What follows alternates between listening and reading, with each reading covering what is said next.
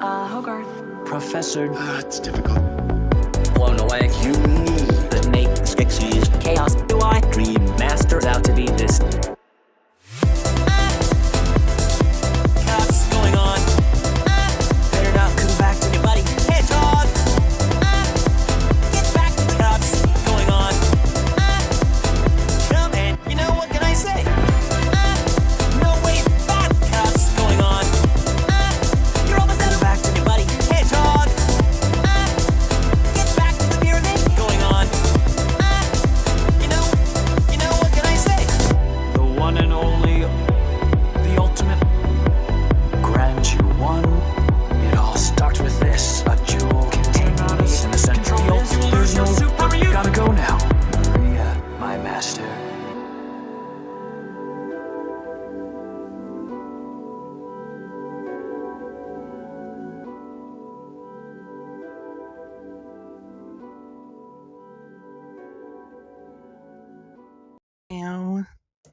Well, hello everyone, and welcome to the 108th Pay It Forward stream. That's right, 108 of these. Right? I didn't think it'd be possible, but it is, and some of you jokers better quit it. Gotta bring him down before I bring. Gotta bring him down before I bring him up. That's how. That's like the worst person to be associated with. Oh, he's doing that thing again.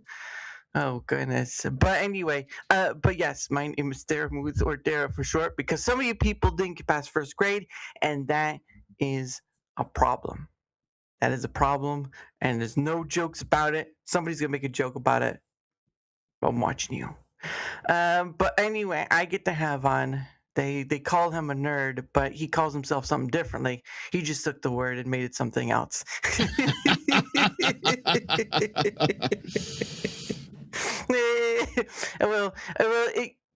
It says like it says Ryan on your thing, but it says so I guess it's a group then, NerdCognito. Yeah, NerdCognito is it's a podcast. We're going on 7 years starting next year. It was a brainchild of mine and my one very good friend a long time ago, and it just sort of took off from there. So that's what it is. Yeah, well, that's pretty awesome. That's pretty awesome because I thought it was just like that was your thing. I thought that was actual name, but no, it's more like it's a group. It's a group, which is pretty awesome. But 7 years, that's like you hear about content creators who do it for almost a decade at most, and like, wow, really? What other than the money? What other than the money kept you going? Oh, the money kept us going. Really, and we'll probably talk about it on the back half of this when it's just you and I. But just love of nerd culture in general. We decided that there wasn't really a good voice that represented our corner of the hobby, and it grew into we're now one of the largest audio podcasts specific for our corner of the hobby, and we've branched out to video, and here we are. We've made it now. So it's not the checks, that's for sure. Yeah, seven glorious years. Indeed. Jokes, yes, I do have jokes. Thank you very much. You just told me there were people out there who didn't follow basic English. I didn't realize we are. Well, you know what? Sad for you. Sad for you. I get to make up my own rules. But anyway, no, that's pretty awesome. And yeah, that's not an easy thing when you go 7 years and like the landscape has changed for quite some time. Yeah. But it is what it is. We've definitely had to reinvent the show a couple of times. So I feel you. I totally feel you. But all right. Well, before we get to the conversation part, which is a bit later, the point of what this is the Pay It Forward stream. So if people out there don't know what the Pay It Forward stream is, it's where I go around. Now I am streaming to the multiple other places, so this is not just exclusively to Rumble. I am never exclusively to one platform. We'll get into that later. But I do it because not only is it sort of like oh, sorry. Let me stop that. Reverse it. I got to do Willy Wonka right there. But what happens is I go through the live stream section, basically where people are just live, right? It's a collection of all the live streams. It's not just gaming live or crypto financing live. It's all the live streams live. And so we start at the very back of it. And hey, Jim, we start at the very back of it, and we kind of work our way up forward. And we'll go for a time, and then we'll get to the chat part afterwards. But yeah, I just stopped by a bunch of different people, and of course, my guest Ryan here will have an opportunity to help in regards with that if he wants to. I'm not gonna force him. I'm totally thrilled. I'm because you said, "Do you want to come on for the Pay It Forward?" I said, "Hell yeah!" So yeah. Well, it was more like, let's make it part of the ordeal. It's like, let's do it. Let's do it. And he said, "Okay, but how long is this really going to take? I really need Oh no, it's okay. But yes, I do. Hey, why did you make something bad? Well, it's not my fault. I don't know why it sounds bad. I can't control it. I don't know. I think it was like maybe I need a pop filter or something, but I don't know. It's just there. It works. It never sounded like this before. Well, I don't know. Maybe it's Rumble Studio at fault here, because we all know how Rumble Studio likes to mess up with things. So there is that too. But unfortunately, I don't know, and there's not enough time right now to do anything about it. So we're going to have to deal with it. I'll make sure to keep my mic far enough away from my mouth so you don't have to hear me like at my throat, like. I don't think anyone wants to listen to that. You might be surprised. You might get some interesting Rumble rants if you do it the right way, my friend. It'd be like the robots, like, can you hear me now?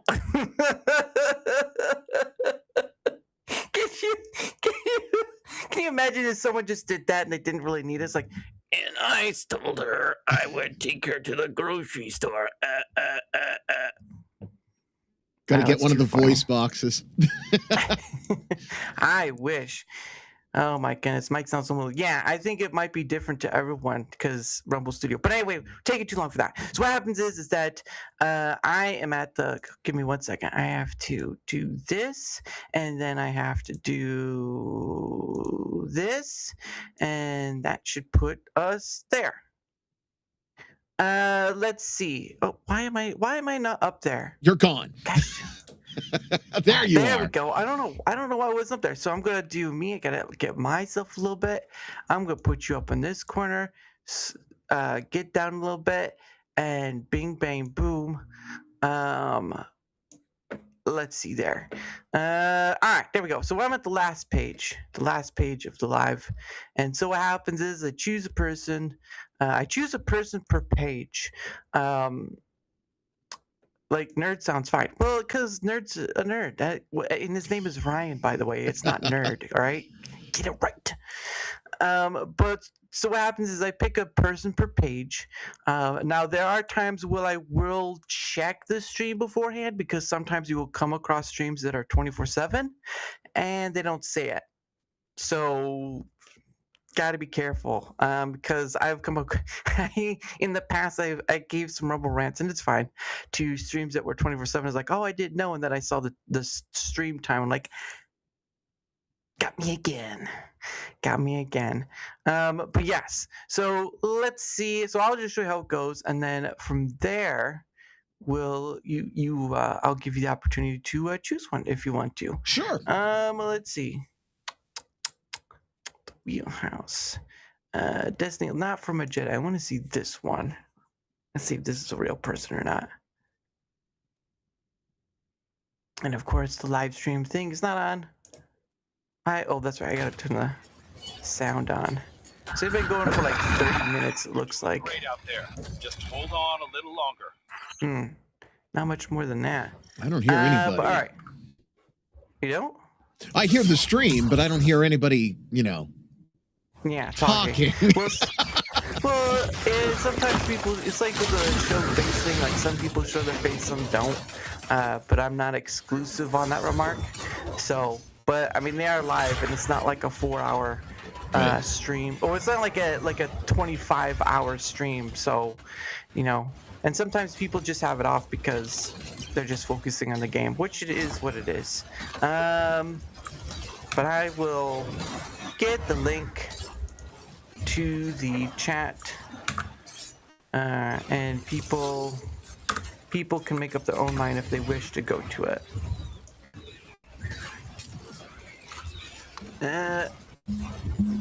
Let's see. Maybe that. There we go. Let's see. All right. So I do my thing. Oh, nope. Success rises Let's upon get that up there. itself. There we Through go. blade claimed And I do my triumph. thing. Our many hands join in praise. Join in So praise. it will be remembered.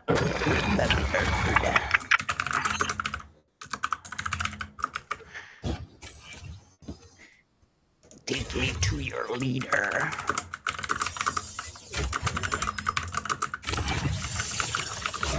Boom. There we go. I usually give them like a minute or two to notice. Tiny than the game. Less tiny than the game. Well, thank you. Much appreciated. Proper mechanical keyboard. Yes. Yes, it is. Alright. Let's see. I better use my phone for this because the stream time's not up there, which is such a surprise. There we go. But I've never played Destiny 2, unfortunately. So, not my cup of tea. Although it's a lot of, I don't know. It almost seems like a lot of like what, Apex, I think it is. My wife played Destiny 2 for a little bit, and I am far too old and slow to play Destiny 2. So yeah. It's just one of those things. It's like, it's you hop, you jump around, you fire. It gets tiring after a while. But all right, well, they're not responding. That's okay. Hope they enjoy the game, and we move on. But it's just like that. They don't respond for a little bit, then we move on and go from there because I don't have to stay. Because so the way I do it is sort of like there's a time factor and there's a money factor. Sure. And majority of the time, people will probably do like a time factor just because, 10, 15 minutes or whatever. But usually with the money factor part, I can reach across more people than just because you give somebody 15, 20 minutes. If they're talking with you, then that's fine. But like, there's a lot more people I'd like to reach out to or stop by, and because there's just so many people. As another explanation, the reason also why I do it is that Rumble does not have a good form of discovery, and so majority of the time, the people I've come across, I've never heard anyone else speak on. So maybe someone has, but at the end of the day, it is what it is. So there's that. But all right, let's go. Commentary tells stories. Otherwise, I feel like I'm creeping looking through the window into their living room instead of a guest. Well, I mean, people upload no commentary video gameplay. So, like, take that as you will, I guess. All right, well, at 37, we'll go to 36. Let's see what we got. So this is the time, dear Ryan. If you would like to join in and choose a person, you are more than welcome to. There's certainly a list. There's certainly a list of people, but up to you. Sure is. I'm just looking for anything that catches my eye. I'll tell you what, I'll let you pick one more because it's your show, it's your dime, and then I'll see what's on the next page. So you take this page and then I'll take the next one. Sure. Let's see. Smash Monkey Reloaded. All right, I gotta see what this one's about. All right, it's a little weird that his thing is up there. We're almost at 19th. I want to refresh this. Why is my stream time not working? Oh, there we go. All right, so he's been about an hour and 17 minutes. All right, so here's the monkey. Let's see. All right, there we go. All right, so there's that link if people want to stop by. But let's see. Okay. Oh, come on. Don't tell me you... Gosh, dang it.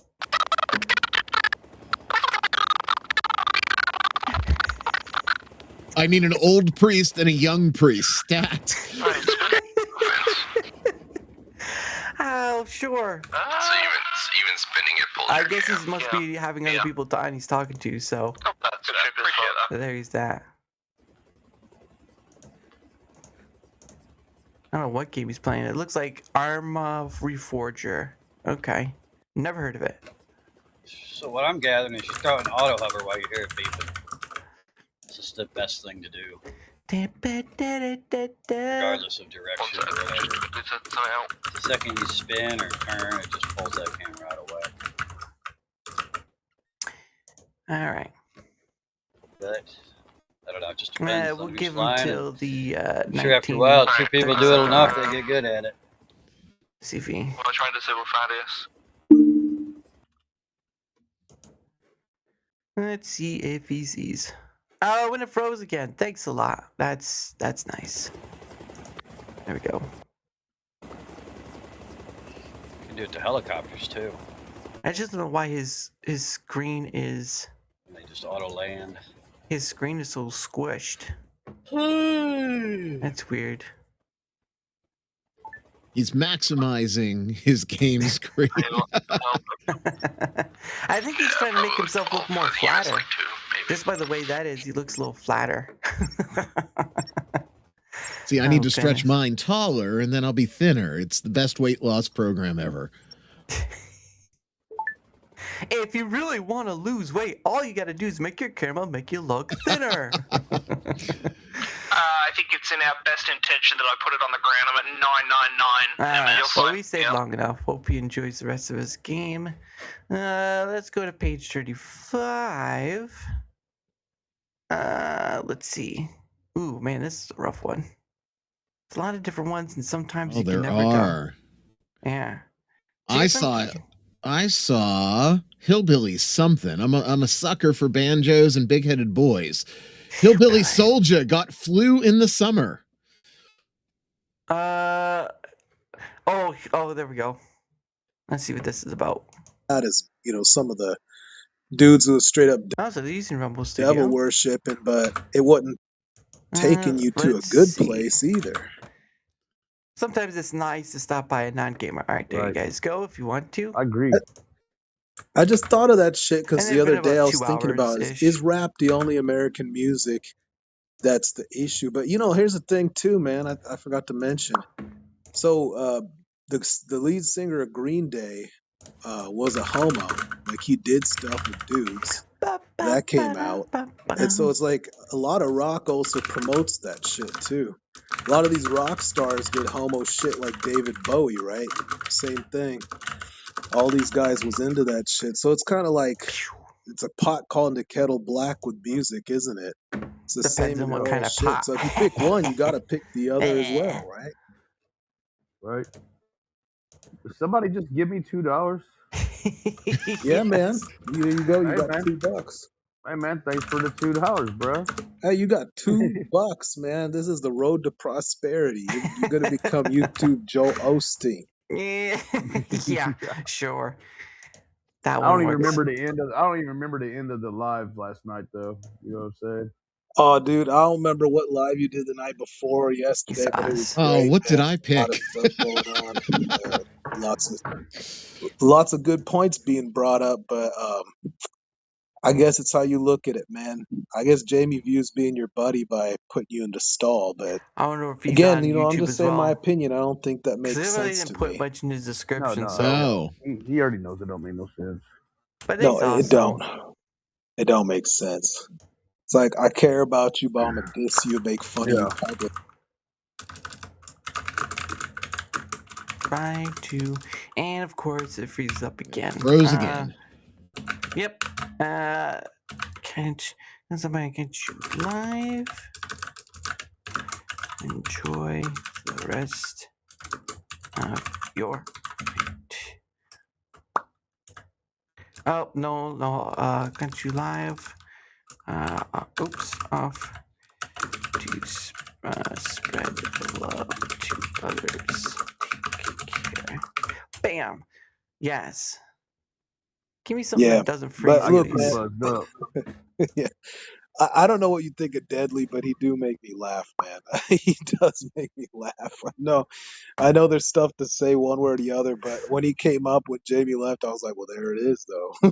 Yeah, that shit was funny. Yeah, that shit was funny. It was fucking funny. But it doesn't seem like they've been on long. It was funny. I agree. 7 I agree. hours. Yeah. Well, we put Jamie in stall 29. It was just the optics of it, though, was really funny because I know what Jamie's trying to He say, didn't and have, I can respect premium, that. He's so like, that's look, I ain't gonna Rumble Studio up respond, there. yada yada. I get all that. I get that, but the optics still look like what they look like. He come up and he's gone. Yeah. Yeah, it's funny. But see, it's a difference, though, man. Like, let's go to the next page. Bam. Did I press it? There we go. All right. I will see what we got. What do we got? Now, there are some that have like the 24/7. Oh, there is one 24/7 that I do promote, and I'll show you which one when we get by it. But beyond that point, it's always good to be wary of such things. So sometimes they don't label it like this one right here, like Sergeant War Dog, who I had on last week, I believe. But yeah, always be mindful because they don't tell you. Let's see. Maybe not that. Clutch or collapse. Let's go with this one. Looks like a Roman thing. Oh, he's on a lot of places. Wow. Ooh. All right, we'll get something here. Why is it that the stream date doesn't show up? There we go. All right, 3 hours 46 minutes. All right, that's not too bad. There you go. People can do what they will with that one, and I will do my bit. But man, he's streaming on a lot of places.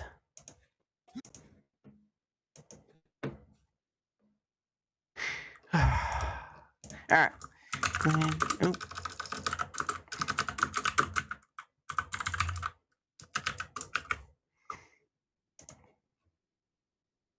And they suck. They no longer do fucking damage. That's not good. Let's see. We'll give him till I think the 49-minute mark, just because we're close to the 48-minute mark. I wonder where he's playing though. It looks like Darksiders. Darksiders, Never heard of it. It's very intense on the Darksiders too. Oh, really? Looks like an older game though. Or maybe it's not an older game. No, it is. Oh, okay. Question is how old? How old is too old? 37 years! Because I've never heard of it. He certainly likes his vape, though. Let's see.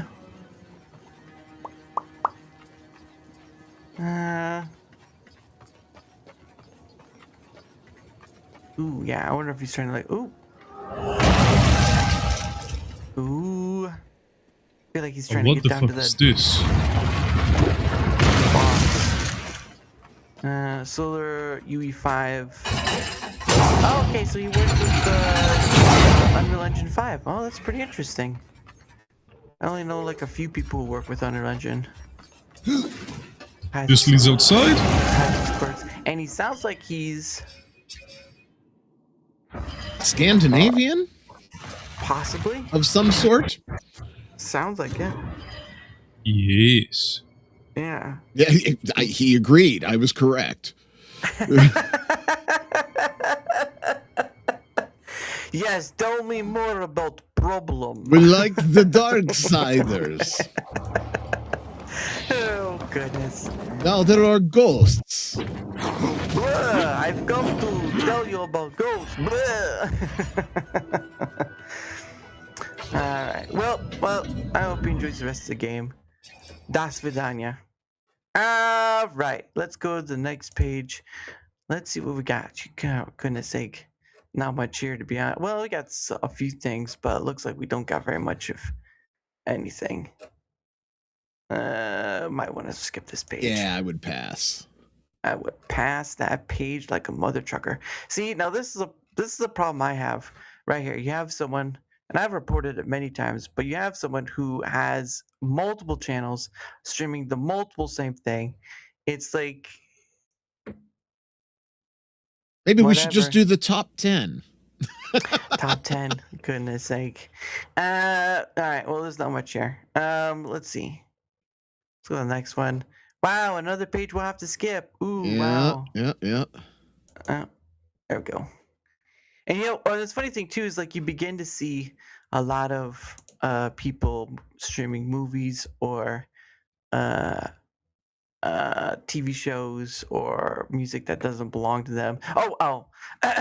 So there was a 24/7 that I said I do promote, but the one I do promote is of course the Great Underground.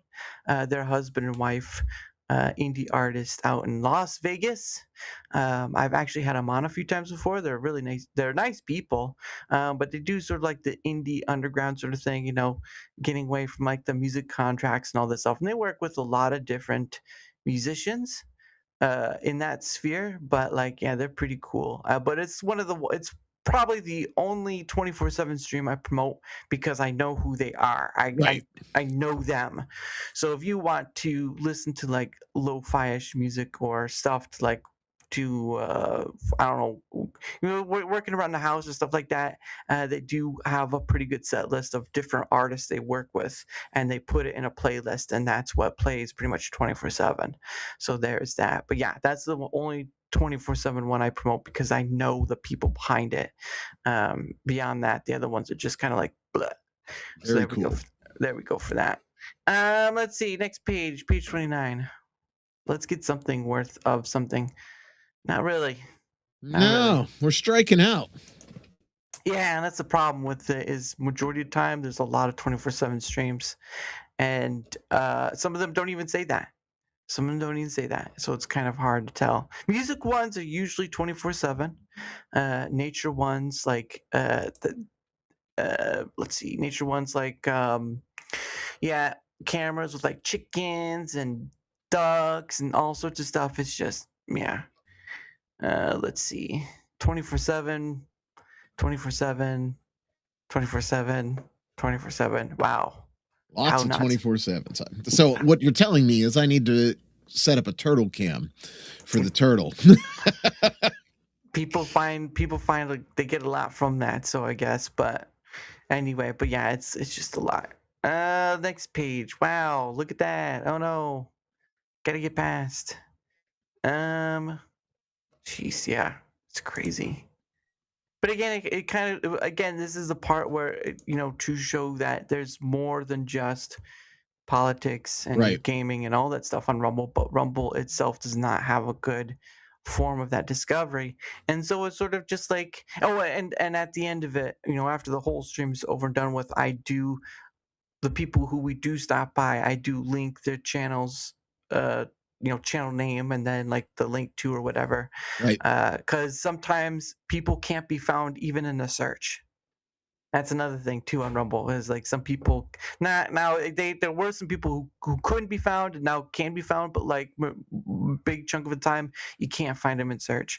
So that's another thing too, is like sometimes a direct link to is a lot better than just trying to search them up, because again, Rumble, it definitely is. I know when we made our pivot to Rumble, we were fortunate in that our video audience followed us, and that was a blessing because their discovery is really, really poor. We got some that people are actually watching now. That's good. Yeah, that's pretty awesome. Let's see. So we got a few here. We got Pal World. People playing Pal World. No, that's an astrology. That's an astrology thing. I think we can do one here. Is there one that strikes you, or do you want to wait? Want you to go for a next one? I'll take the next one. My last one was not the best pick. So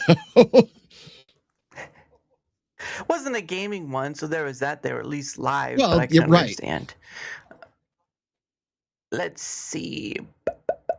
Let's try this one. Trials of Chaos. Trials of Chaos. Now, if only it would work. Give me some fucked up. Okay. So it's an hour and 3 minutes. Okay. Try not to die. Try not to Ain't gonna die so much. Damn, son. Fatality. You think this is the game? Ooh, he's got some skill. Ow, gosh, Die I no hate game. that.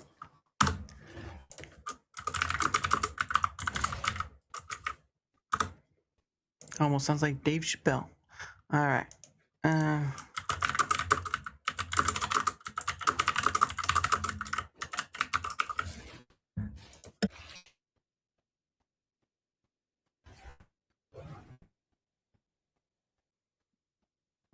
All right.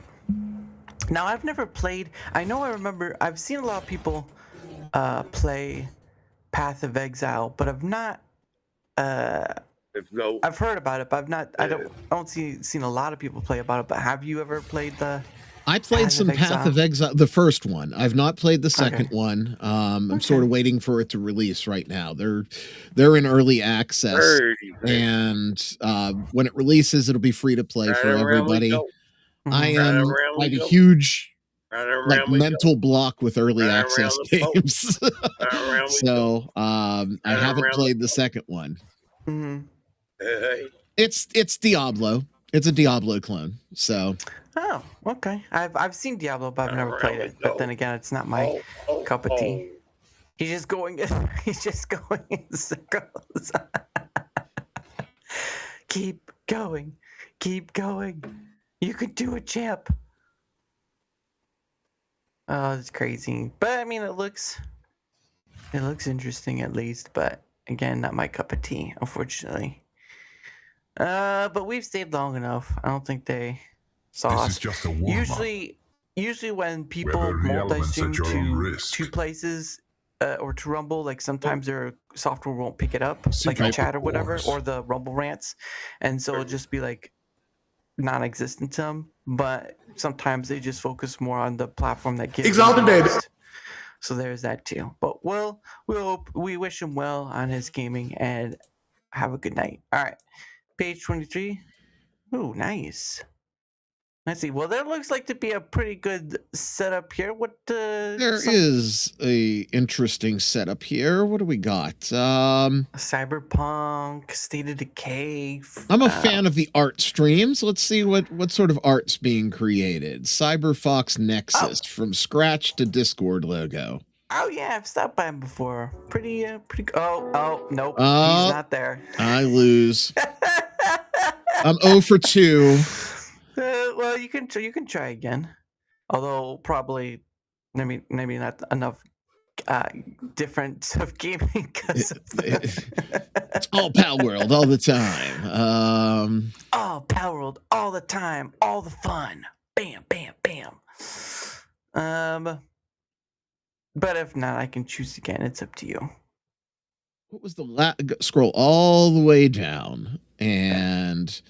I thought I saw someone actually talking. Oh, is Muhammad a holy prophet? I don't know if I want to go there. Allahu Akbar. Love y'all. Yeah. Boy. Nah, I'd say flip it. You pick or switch the page. Switch the page. Oh, well, there's enough here to pick that I'm not going to switch the page.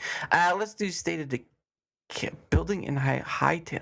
I'll do that another time. We'll do State of Decay. Sounds good. State of Decay. Now this one looks like a 7 Days to Die sort of game. I haven't played 7 Days to Die in so long. Oh, it's been a long time. The last time I played it, I dug all the way down to bedrock and built a base and still only survived like 4 weeks. So. Gosh. Oh my gosh. I saw people stop alive. Yeah, I remember seeing like people back in the day do like concrete like concrete parts, and just like it's still gonna be difficult. Yeah. Oh man, that card's gonna pull up on him. Ultra Revenge is gonna get revenged by. Oh no! That ain't good. All right. Let's test you out, man. Fire in the hole! Oh, not enough. Oh, not enough. Oh. Well, the good thing is he was already weak, so. Yeah, get him. Oh wow, three more. Jeez.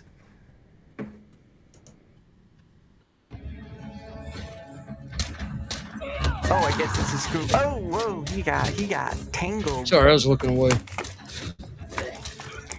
They're shooting it. Nice shots. We'll give him, well. Keep yourself in one piece, kid. We'll give him to the 40. Hey, thank you. Oh, he's us.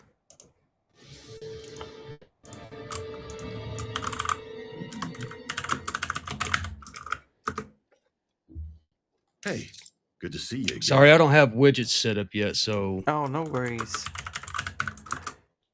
As far as I know, nothing displayed on screen because I don't think I have it set up yet. No worries. But I appreciate that, man. Thank you so much. Glad to. Adios. Seesaws. Good stuff. Ultra Revenge. I can feel this fever coming on. Better be careful. But yeah, but that's a good example of like sometimes people don't even have the widgets We'll for drop that the sort of rest of thing. this stuff off. So I think I'm gonna have to if they call don't in see a it, don't just blame it on like, well, they're not paying attention. Well, radio call. maybe they don't have the tools. Maybe their system is not responding to Rumble. Yeah. Like, there's a lot of different things. And that card's going nowhere. Well, it jumped there, not on the hood. I don't think it could have got on the hood. But yeah, it looks pretty nice. I mean, Hey, thank you for the gifted. Heck yeah. And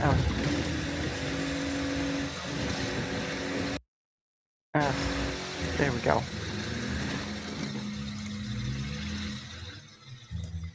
Let's see. And he got his car. That's right. So it was a good Friday night. Sub, so I appreciate that, man. You're welcome. What's good, amigos? To be honest with you, I didn't know that subscriptions was active on Rumble. So Sure, yeah, day one I'm monetization. very new to this. I've streamed like 11 years ago, and I just started back again a week ago. So I have a lot to learn, and I'm still getting things set up. That's why there's no widgets currently active. I'm still working on them.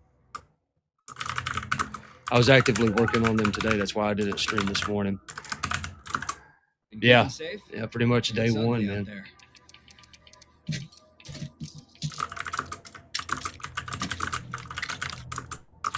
And if I appreciate that, though. That means the world to me, man. Thank you. I'm gonna let Alden rest. Bam. And we will take someone to do some looting. Let's do some looting. Raise your neighbor's house. I appreciate that. Honestly, right now, I don't know even what to ask because I'm so new to this. Well, I'd like to I'm ask. kind of learning as I go. Oh yeah. Like I've been telling everybody, you know, it's just a process. They're getting to watch me grow as we continue the stream. Each stream, I'm testing new things. Yeah. Yeah, awesome. Let's see. But yeah, I've never played this game before. Let's that for now. Side piece. All right. Let's see. Eric still has a lot. David still needs some. Let's go with Eric. We'll put Alden in the infirmary and let him. I gotta get the better. healing up. Maybe this will help. But I'm certain I'm going to have questions in the future. That's for sure. Just like you gifted that sub, I didn't even know that subs was a thing on Rumble. Yeah. I thought I had to have like a set amount of time or something to even have that active. Only the I guess I probably should have brushed up on that. Creator program on Rumble has. That's a lot of stuff. Actually, that'd be okay. We're just going to do some reading. Well, we'll take energy drinks instead. Monetize. No.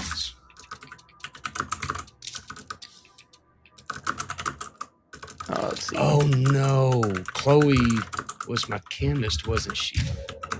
Oh, that sucks. Now, Dara, have you played State of Decay? No, none of them. I have not, and I'm. Group 1. I need another. I might be sold here. This is looking fun. How are you? It's always amazing to find the things that just passed you by, and this is one of them. So. I appreciate that. Thank you so much.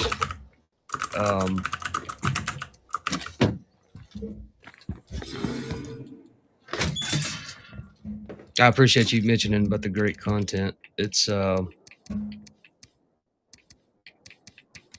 still, still learning, still growing, and I wish I could help you a little bit more. But like I said, I'm still relearning everything from returning after years of not playing. Wow, that's pretty awesome. It's pretty cool. All right. Oh, okay. So it's a creator program. I got you. Okay. Only the creator program has requirements to earn. I've seen something about the creator program, but I need to read more into it because I really don't know a lot about it. Yeah, I would research. Hey, I appreciate it, man. Yeah. Appreciate you stopping in. I sure do. Thank you very much. Let's see. You have a good night as well. Thank you. You're welcome. All right. Bam. All right. Let's see. On to page 22. Oh, look, another page. Oh, we got an NVR. Got a few places to stop by, but look at that. Christmas. It's not even Christmas yet. That's a 24/7. That's a 24/7. That's a 24/7. Like you're gonna have a lot of that may not say 24/7, but I'm pretty sure it's 24/7. Broadcasting, yeah. Yeah. It's crazy. But I do have I do have two on here that I've stopped by before. So this one is on our Valak. He's a pretty cool dude. And this lady right here, Meow Pixel, she streams. I think her main place is Twitch, but I believe she is German. Cool. So yeah, I believe she's German. Actually, she's. Yeah, let's check it out. Die größte Filmsensation in der Geschichte des Meeres wird. Yeah, that is definitely some German. Yeah. Even when it's happy, it sounds angry. Nötige Talent, dich in ein Werkzeug zerstörerischer das Schönheit zu mein verwandeln. Pixel, Meow, mein Pixel. Oh, prima. Although I've never heard SpongeBob in German before, so this is a journey for me. Straßen There der you Stadt. go. Und bleib Now immer you know. im Bild. Now you know. Okay, das mache ich natürlich. Und Action. Das gut. Yeah. Das gut.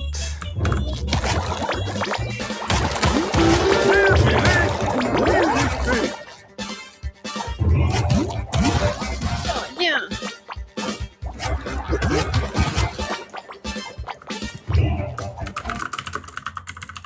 Ow.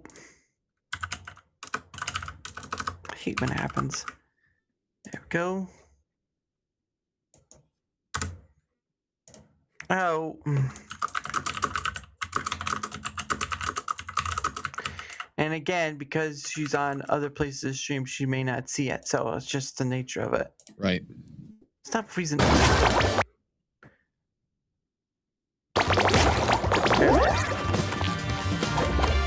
wonder which SpongeBob this is. It says it's become human, but I think she moved on to this one. Oh. Oh,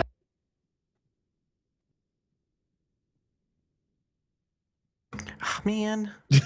Her makeup's on point, so I'll give her credit for that. Yeah. Okay, wir laufen zu weit raus, glaube ich. Now, the last time I saw her, she had brown hair, so I'm thinking she's wearing a wig. Probably. Or she dyed her hair, one or the other.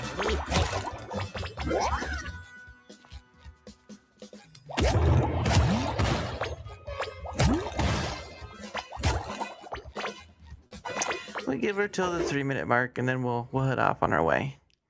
I don't know if she'll see or not, but German. Grubgott. I miss Germany. Well, you have the opportunity to talk to someone from Germany, so there you go. Will you stop freezing up?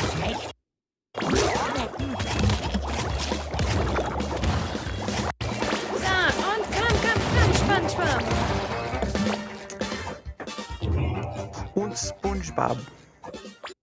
Und sprechen die Sprecher. Ja, aber wirklich.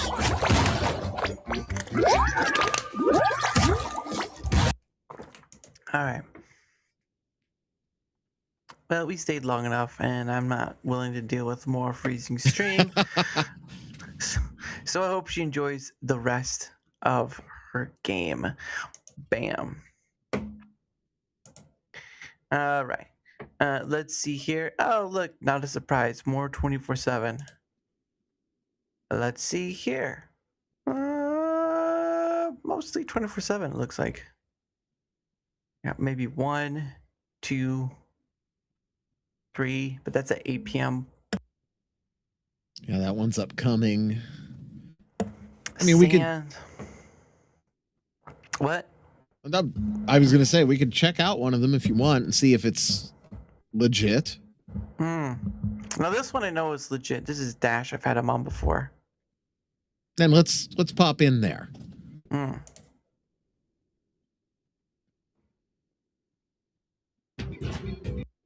wonder what game he's playing. Power World is fun.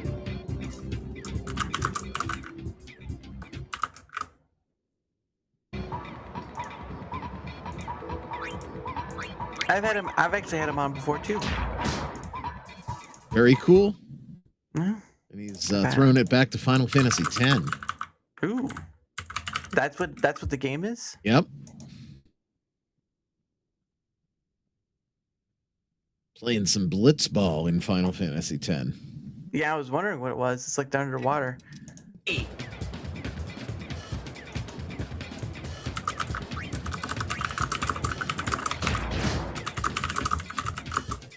Oh, nope. Of course.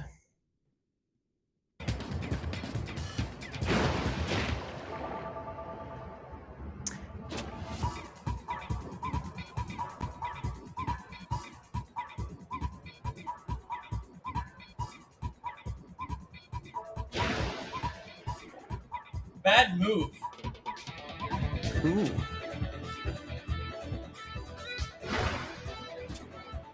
It's pretty cool though.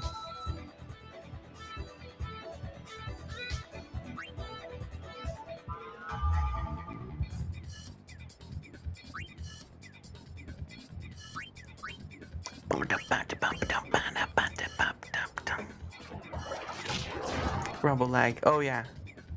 Definitely rumble lag. Final Fantasy story of wait, they're all final. What's the pre-fantasy? No idea. I don't even know how they're all interconnected anyway. They're not. So there's that too. They're generally not. Alright, well I don't know if you saw it or not, but I hope you enjoys the rest of the game. Oh because, shit. Ooh, slow motion. Nice. He's on YouTube and Rumble as well. So there's that. Alright. We'll probably can do a few more people at least. Let's see. Ooh. Well, this page is certainly opened up. Anyone's worth your time? I am looking at it. There's a couple on here.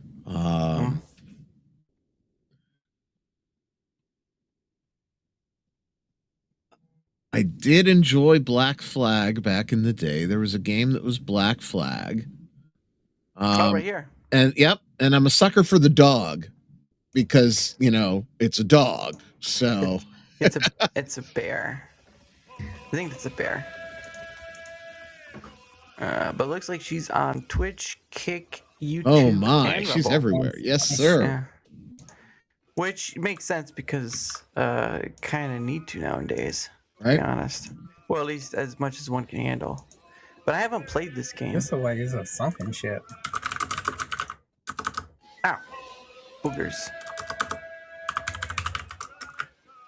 Hey, how are you? Yeah. There we are. Joining. Oh, I think it was I the feel kick like I thing. rode past the ship. Nope, Maybe. it's right here. Is something I can steal? Like any loot? But then again, she may not have seen the Rumble rant as well. Right. Having a great day and even better weekend. Oh, thank you. She saw it. You're so sweet. I appreciate it. You're welcome. Thank you, Dara. Ah, she got me. Ah, she got my name. Thank you for following. You're sweet. I appreciate it. Do you stream, Dara? Yeah, streaming right now.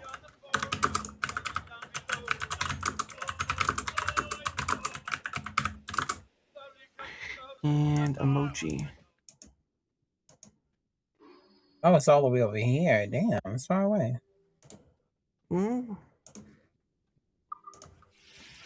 I appreciate that. Ah, you're welcome.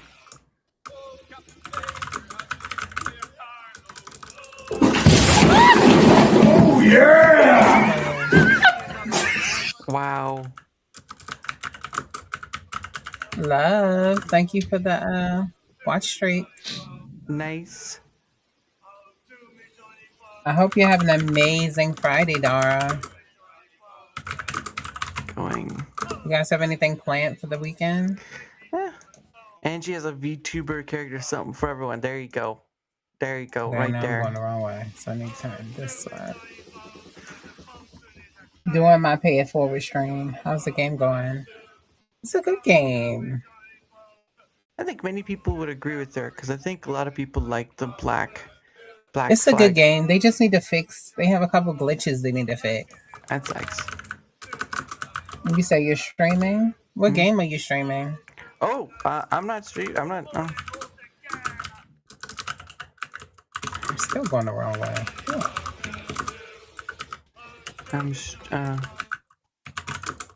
Yeah, they have a lot of glitches and glitches. Who are you? You. No, not me, you. Yes, I am you. Just answer the damn questions. Who are you? I have told you. Are you deaf? No, you is blind.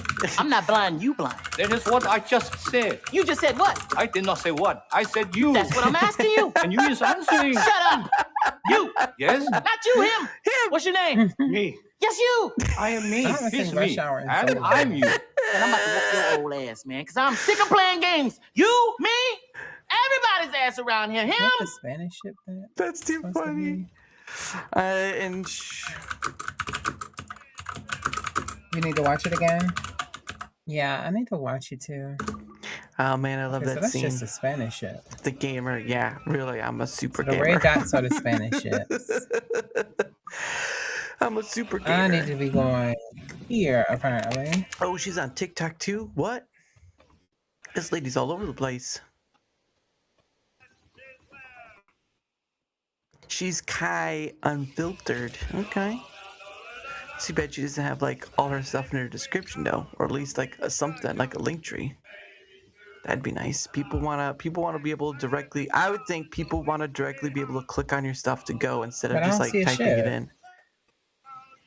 I think that's probably wise, but so many people are just doing it for fun too. So Well, I mean, I'm there too on that regard. It's just my thinking is that if you give people the ability, because it's either like the whole, what is it, the QR code thing or clicking the link, because it's that directness, right?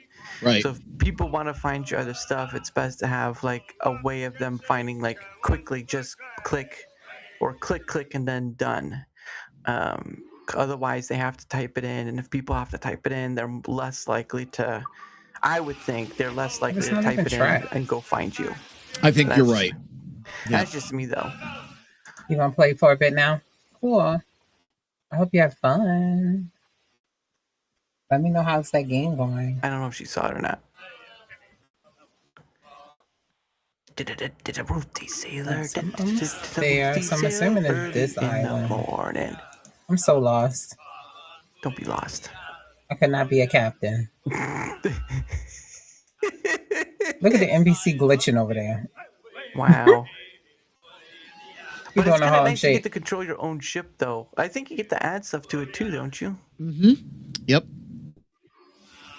Then it turns into normal Assassin's Creed for missions when you get to the different destinations. It was pretty cool. Wow. Ooh. All right. We are losing the weather gauge, sir.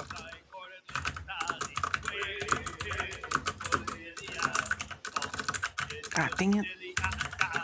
Ah!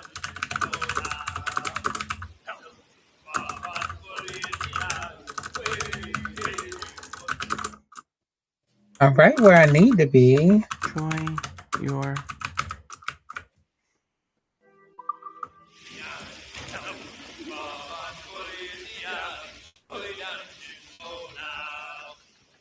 And then you get to hear the shanties. All right, thank you. I appreciate you spreading the love. I hope you enjoy the rest of your night. All right, let's do this. Just because she's been lovely. Oh, right, oh. Yo ho, infinity. Arr! Listen to him. Arr! I've come for your booty. Arr! I don't think he'll show up. I'm about to kill everybody. Everybody going down. Oh, thank you for the Rumble subscription. You're so sweet. Only if I could get Yes, I can feel the love. If only I could get it for myself. About to make me so cool. Because I don't want to do the Hey, Norma. Thank you subscribe for one. joining. Because I don't want to do the monthly. But all right. Yeah, and the funny thing too is like, no, I don't want to. Well, I was talking about that. But one of the things that's a weird thing on Rumble is like, if I'm talking about my own channel, I can't have the Red Castle unless I'm subscribing to my own channel. Right. Why can't I just have it outright? Like, it doesn't have to do anything. Just let me have the badge. That's another thing I don't get. It's just like, it's my channel. Why do I need to subscribe to myself in order to get that badge? Seems like counterproductive, to be honest. But that's just me. Let's see. We got some things right here. Let's see. There was supposed to be a thing where, like, if you scroll over the thumbnail, they would start seeing like a preview, but I'm not seeing that. No, Rumble's gonna rumble. Well, you put it out there. I think it was going to. I don't know if it was like a web, mobile or web first, but it's like, if it's not unilateral, it's kind of not useful. But what do I know? Let's do the Great Circle. I like that game. I've never played it, but I like it. Oh, excuse me. Oh, he's live.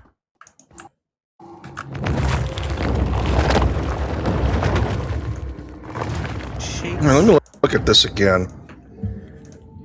I know I'm doing a lot of talking. Oh, he's on YouTube as well. Okay.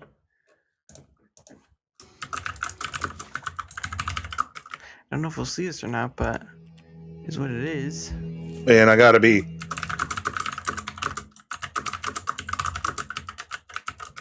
Yeah, $2 over on Rumble. Hello, fellow Rumbler. Hope you're having a great day, an even better weekend. Have fun. $2. Thank you. Can't read your name. Another one strikes. I just put Dara is fine.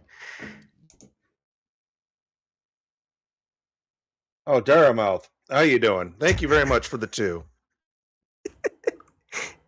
Sorry, your name was coming up in a No, you're fine. color of red. that just kind of blurs everything together. Yeah, oh. But cheers. Look at that. He saw us, he gets a follow. There's fine. All right. I knew it. Yeah, you knew nothing. Anyways, welcome. What am I doing?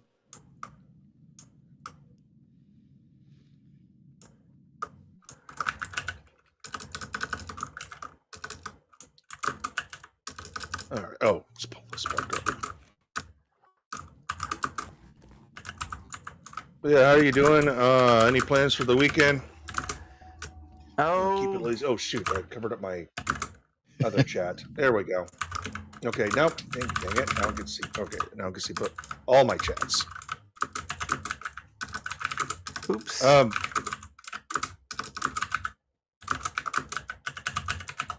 Can't type any faster, okay? A weekend. Yeah, I like to enjoy my weekend. Weekends. What were those? Gone. Okay. Yep. Gone are the dreams of the weekend. All of our show production is on the weekends, so I don't have weekends. You just have more work. More work. Weekends. Yes. Weekends is what they're called. Headline: Newport captain kills woman in years. Ooh. What? Yeah, he gets to see all of Oh, that. should we be surprised? So yeah, he must not have something that allows him to see all chat. So Gonna enjoy it for what it is a weekend. That's exactly what I'm gonna do. Minus the chores. there you go. Look at him. Chores. More chores. That's what the children are for.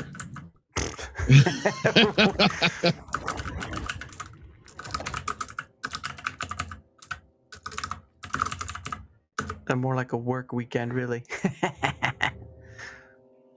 Oh, goodness. Ah. Why can't I get you to help, you dumb bitch? And you, why are you here? Just hanging out. They're NPCs. They don't gotta do diddly squat. Glad to Work weekend, yeah. Well, I'm still gonna. Mind try standing there. Son of a bitch. glad to catch you live. Sorry, I tried my best, doing my best at chatting and trying to. Oh, you're fine. Solution. Nope. I got. Oh, game. Oh, it's that game board. See, now I gotta just do. Jumper Slash. Pragmata is probably the next big one. Halloween, we're going to be playing the new Silent Hill game, as well as that new Hellraiser game. Oh. Added a feature to see all chats. Finally, yeah. Rumble's still catching up. Unfortunately.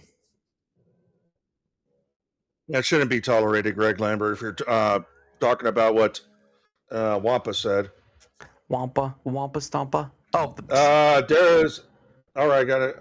Glad to catch you live. Off to spread the love to others. Oh, thank you. And again, thank you for the Rumble rant. And cheers, and hope to see you again. Oh, Dara, FYI, Wednesday nights, we do a game with everybody in the chat. We play games together. Interesting. So, yeah, just a heads up. Wednesday nights we do that. We also do that on weekends, but we don't have a schedule for weekends. Sometimes we don't even do it on weekends. But anyways, cheers. Thank you. You're welcome. Oh, just if we can. All right, there we go. That I'm just gonna end it there because we've already went past the point. Because we did start a little late, so there's a two. But anyway, that of course is the end of the Pay It Forward stream. Oh no, go there we go. Pay It Forward. That of course is the end of the Pay It Forward stream. 108 of these. Thank you so much. And like I said, all the people that we stopped by, well, at least the ones could confirm, will be posted on the outro post afterward, and then you'll be able to find the people's channels by a link, which is much easier than just like go find this channel name, because again, sometimes they can't be found through search. So there is that. But of course, a big thank you to Nerd for joining me for that part, because he's just like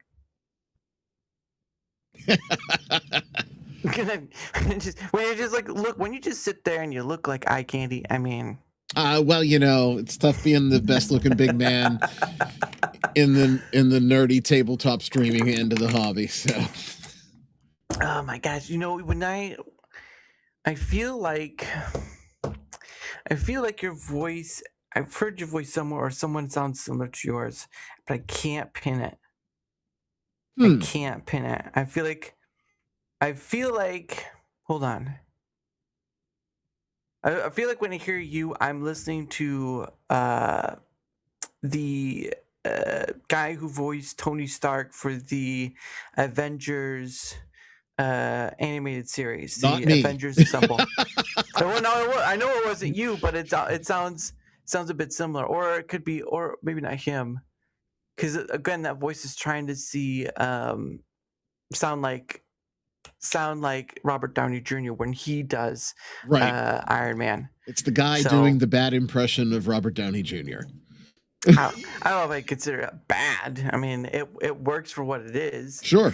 But no, thank you for joining me for that part. But yeah, I mean, I can't remember where I came across you from, but I do remember seeing about your story from your banishment from YouTube. Oh, I was going to say, depending on who you heard it from, it could be good or bad. Are we going to restart, or are we just going to keep going? No, we're going to keep going. Oh, perfect. Yeah, I can tell that tale if you want to hear that tale of woe.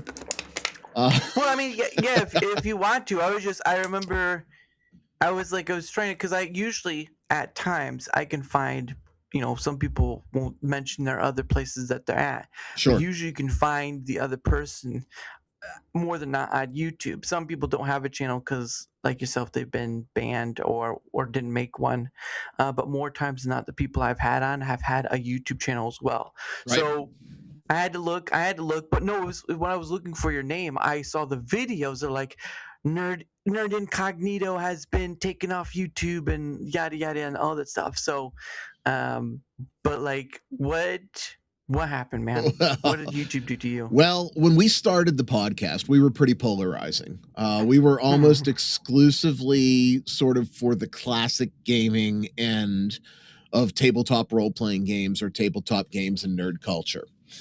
Problem with being polarizing is, in our society today, most progressives and fake progressives love the report button. And what happened was there was a brigade. Now, our main show, which is the audio podcast, if you're thinking of audio podcasts, people go to Apple or they go to Spotify. Those are the two places where people go to get their podcasts.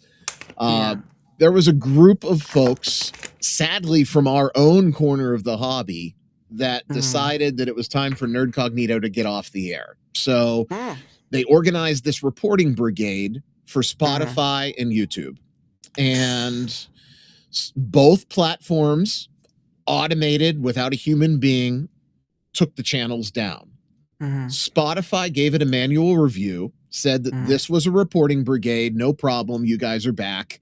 And Spotify was actually really cool about it. They said, we flagged you so that you'll never get automatically taken down.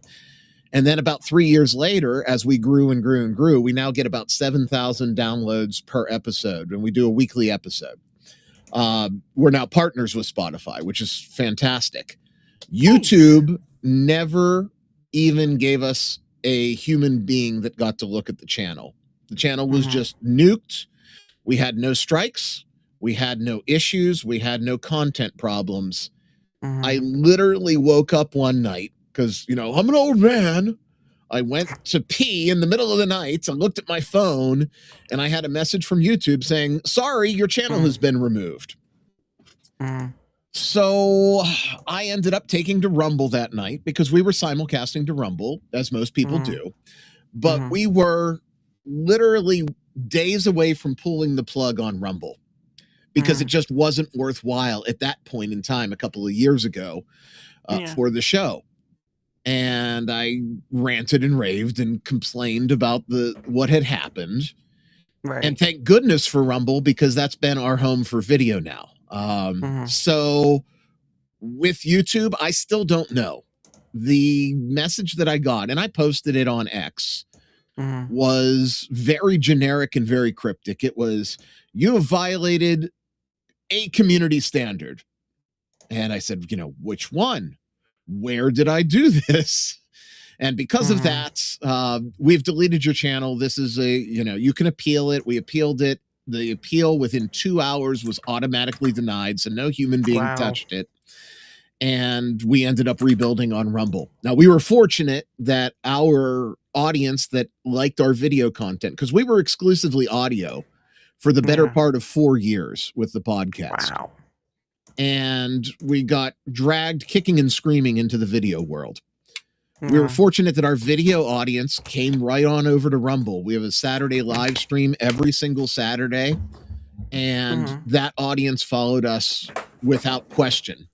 I was also on another show with some prominent game designers that were on YouTube, and they had a channel. And at that time, I can't host a show on YouTube. I can be a guest on YouTube. I can show up on people's shows or streams, but I can't physically host a show. The other two guys said, we totally support you. What happened was bogus, and they went to Rumble too. So it's been a blessing, but that's how we got kicked off of YouTube. I still, to this day, have no clue what happened, other than the fact that, the internet community has leaked to us that there were moles in our side of the hobby that just didn't like our show, that organized their friends, neighbors to hit the report button, and that was it.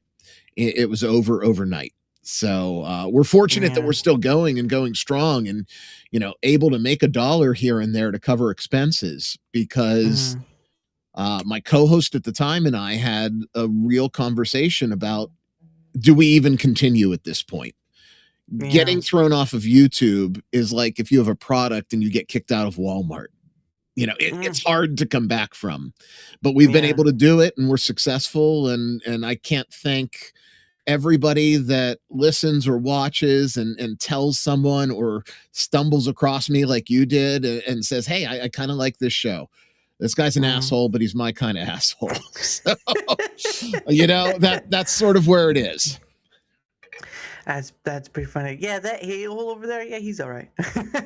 Yeah. At least we know this one. So. But that's the story. I can't tell you what I did because, when you do this for so long, you sort of understand where the line is, and we like to get up to the line, but we also know what you can and can't do to cross the line. And I legitimately can't think of anything that was actionable other than just the volume of reviews. They did the same thing with, not reviews, reports. They did the same thing with reviews too. There's a bunch of people with a bunch of bogus reviews that came in. Doesn't matter. At this point, we're in homes where we're not going to get canceled.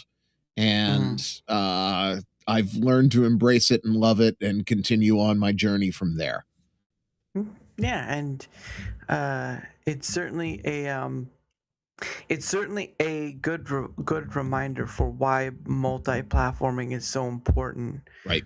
Because the platforms themselves, and the Rumbles including this, like all platforms have their point, their business at the end of the day. Right. And majorly users and creators are secondary. They're like second class. I mean, it's the best way I can describe it, but I mean that's basically what it is. If you're not the high earners, you're not the high drawers, you are the less attentioners rather than whatever. Sure, you can be provided the space, but if you don't understand what a platform is at its core, then you will not be prepared for when the day they shut you down, right? Either by accident or whatever, and you're just like, what but you guys said you wouldn't, and then they're like, doesn't matter. Doesn't matter. Like literally, it does not matter. And but that's more of a cautionary thing that I've seen with like Twitch and YouTube as well, as like, especially when that AI moderation thing happened a while ago. Now obviously, of course, there's more to that story than anything else, but I think the picture that should be taken away is that you should not just rely on one platform for your income. Nope. If you do it full time like that, like I don't do my I have a full time job. This is like a bonus at the end of the day, right? Every time. And this by no means is my full time job, right? I retired from my full time job in November, actually. So I'm older than I present, but it was Grandpa Ryan over here. Yeah. I worked in software, and oh really? And I was able to finally retire in November, and I get to enjoy time with my family and my boys and all that stuff. Plus, I get to piss people off on the internet, so it's win-win. There you go.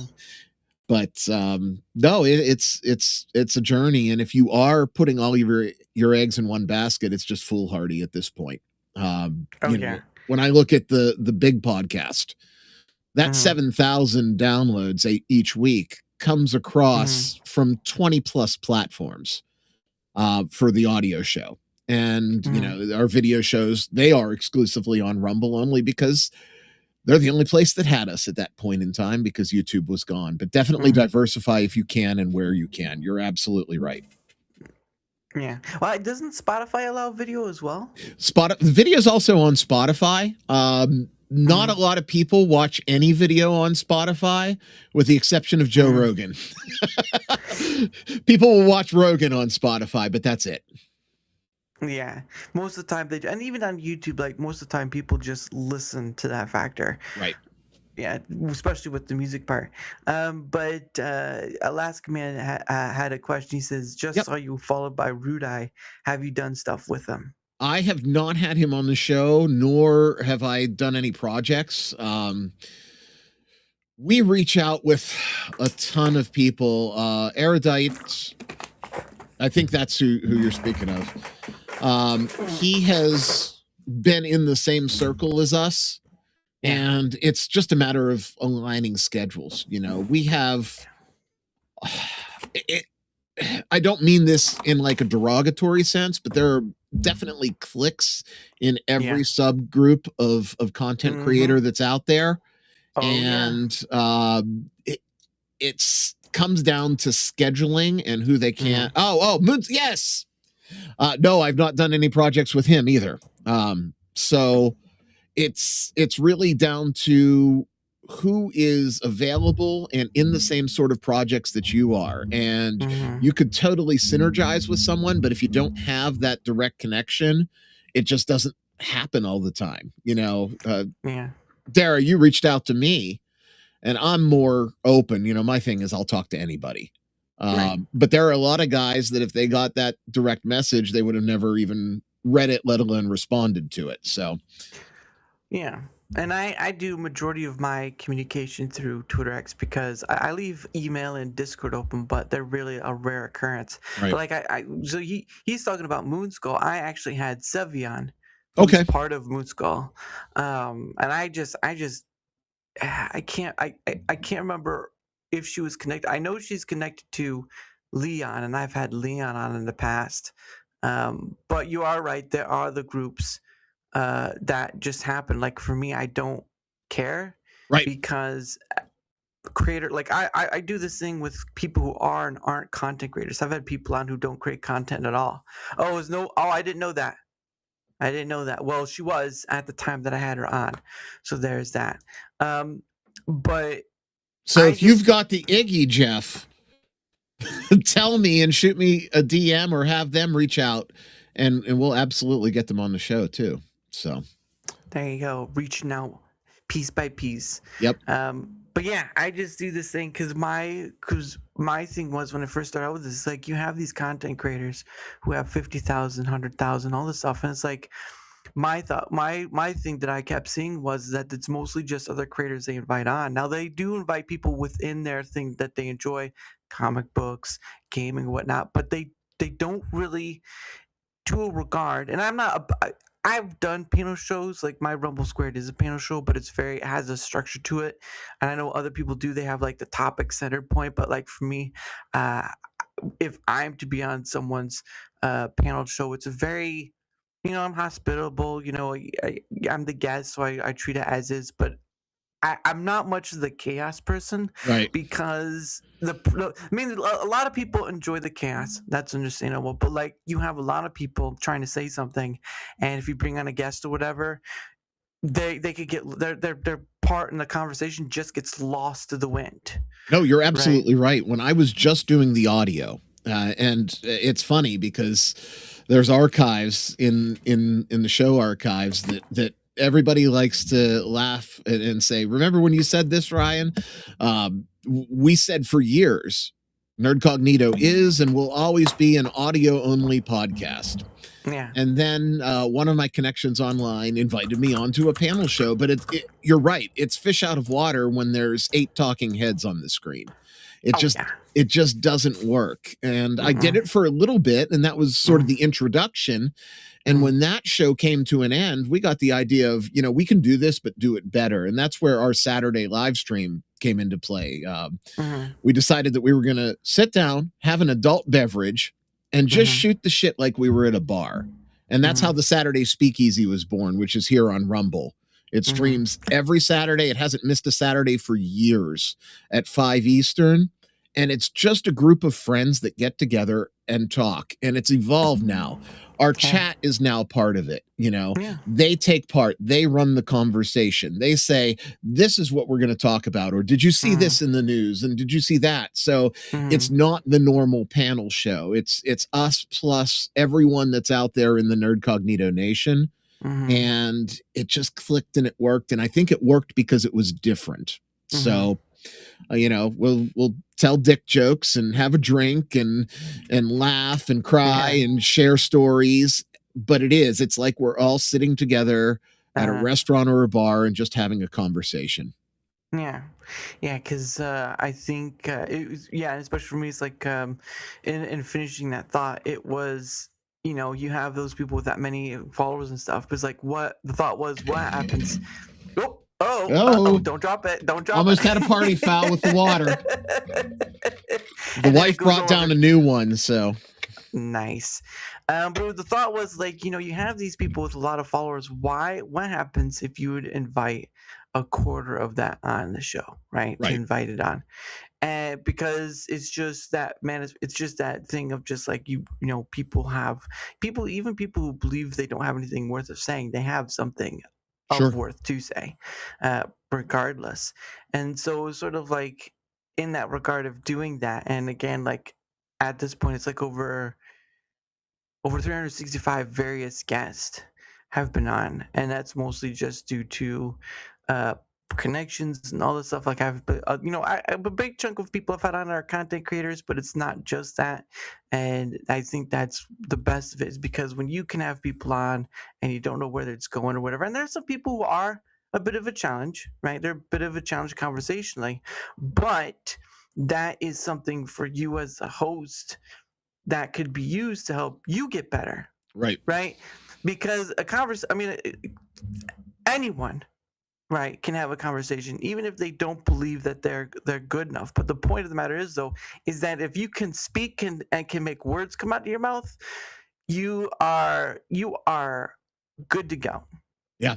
Right. There have been guests that we've had on that are like, Ryan, I hate talking. I'm not good at it. I'm like, just come in and talk to me. Don't worry about anything else, because what you have to say is important. And your opinion is just as valid as mine, whether you have a show or whether you don't. Maybe you wrote a book. Maybe you made a game. Maybe, you're putting together a magazine. All of those things count. And I want to hear your perspective more than anything else. That's why I was so eager to connect with you, because this is the sort of thing that is the fun part of what we do. And it's and it was sort of the thing too, is like in taking up, like I didn't know, or starting out with this thing, I didn't know where to begin with that and that sort of thing. But as soon as I found, it was like that's the aim, and to get to talk to a multitude of, from VTubers to former military and all this stuff, like the unlimited potential that sort of thing has. Like you look at, well, English speaking, I shouldn't say too unlimited, because English speaking, because my secondary language is not so good. It's no bueno. But when you have millions and millions of people in the English side, or at least can understand English and sort of speak it, and you can reach out to that is a well that almost never runs dry. Right. No, I absolutely agree. And by forming these connections, we get to find other folks. We're not the 2 million subscriber influencers. I hate that word. Someone called me that word. Oh, someone called me that like 3 months ago, and it made me feel really icky. We're not the 2 million follower influencers. So we rely on each other to find other folks that will enjoy the stuff that we do. Like, I would have never met Jeff, who's going to DM me later, if it weren't for you. So that's why these things are important. And then, Jeff will post on his social media, and someone else will talk on a show. And that's how our voice gets amplified a little bit to counteract some of the horribleness that is these 2 million subscriber influencers that are out there, so that there is an alternative voice. That's a big deal for me. Yeah. Those 2 million follower people are very bad people. Jeff, I've got to find, I'm going to see if I can find it. And if I can, I will screen share it with you. I've got to find my, we do a special every Halloween. I got to find my costume from 2 years ago and see if Jeff knows who this might be. But you go ahead. I'll look for it. He's gonna look for it. He's gonna look. You hear that clickety clack? Yeah, that's clicking. You can't hear it because I've got the brown switches in my keyboard, so they're softer. Whoa! You got the brown switches? What is this? A number 2 disaster? Let me play you the brown key and let's see what happens. No, I just think that when you have that type of well that's unlimited, the possibilities are endless, and I think that's something that doesn't get tapped into very often, because I mean everyone has a niche. I get it, right? Star Wars, Star Trek, movies, all this stuff.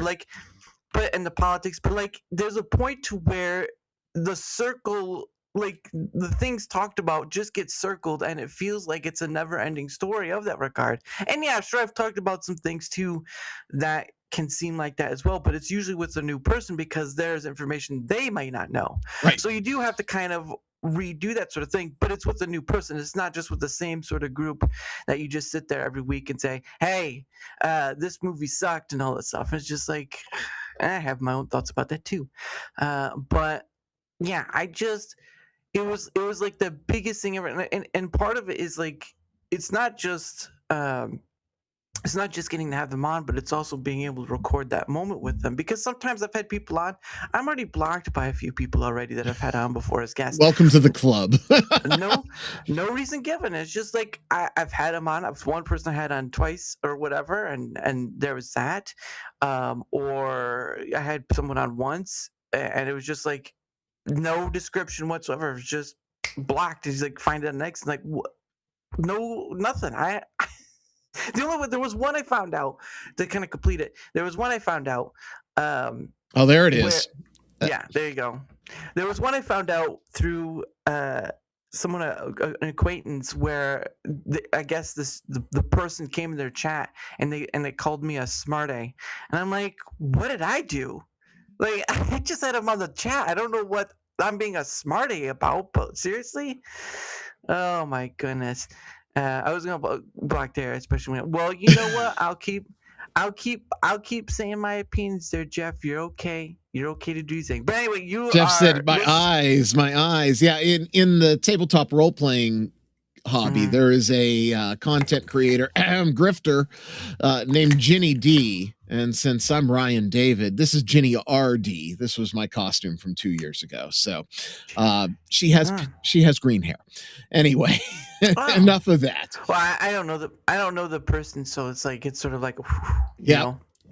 No, you're absolutely right about the blocking, though. The guy that organized the brigade that got us kicked off of YouTube was one of our super fans. Oh, yeah. So it's so bizarre. People lose their damn minds on the internet, and I'm just, like I said, I'm here to talk about nerd stuff and hopefully make some people laugh and enjoy a conversation. So it's such a weird world to be in. Yeah. Yeah, and the content creator sphere, because it's what I call it, is a culmination of pretty much all the platforms, all the things people are doing on it. And the irony of it is, with content creation, is you get people telling you like this is what you got to do, or whatever the formula or whatnot, pay for my course, all this stuff. But the point of the matter is that it either gets dilutive, saturated, or repetitive. Yep. And especially when the content area that you're in may be having a slow news week. I suffer from this all the time. If something's not going on, you have to be engaging. Well, you don't make something up, but you have to be engaging enough that people are still going to watch or listen.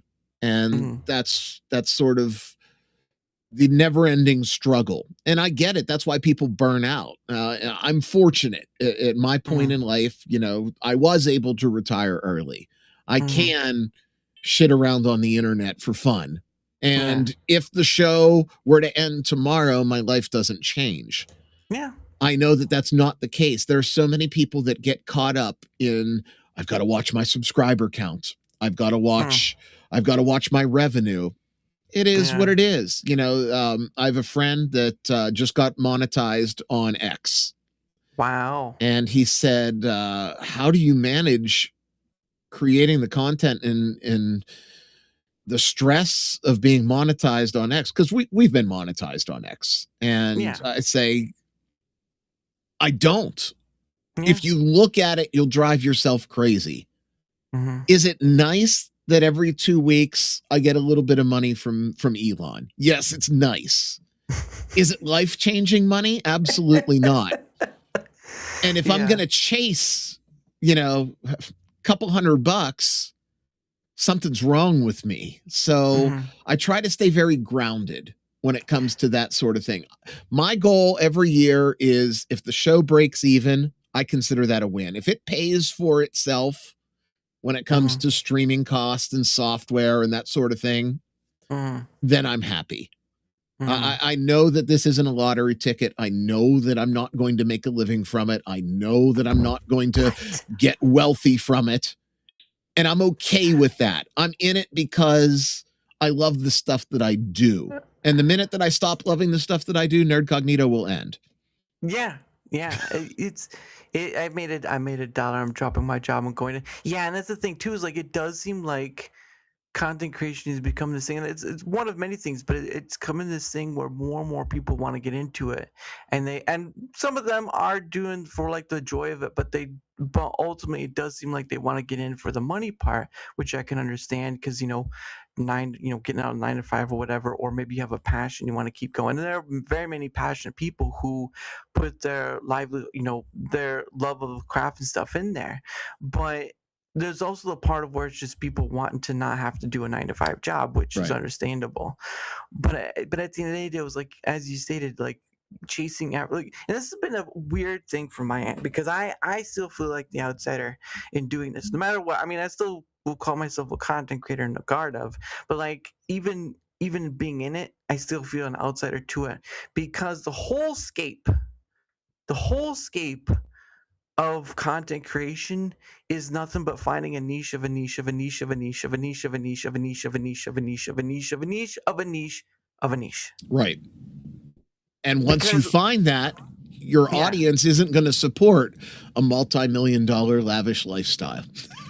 So no Mr. Beast here. Right. I look at it from I found my niche and I'm good at it. And I got to connect with some people that I idolized since I was a child, right? Yes. Sandy Peterson, the creator of Call of Cthulhu. Oh. He busts my balls and I bust his on almost a daily basis. Oh. You know, it's great. I got to work with people that created Dungeons and Dragons. I got to create my own books. I got to do things that most people don't get to do. And I'm just thankful for that. None of those are going to pay the electric bill, especially with this heat. But it's very fulfilling inside for me. And I get to put other people in contact. And when there are those people that maybe aren't the best influence on naive folks that are new to this, I can say, look, I'm never going to tell you who to, be friends with or do that. Just be cautious.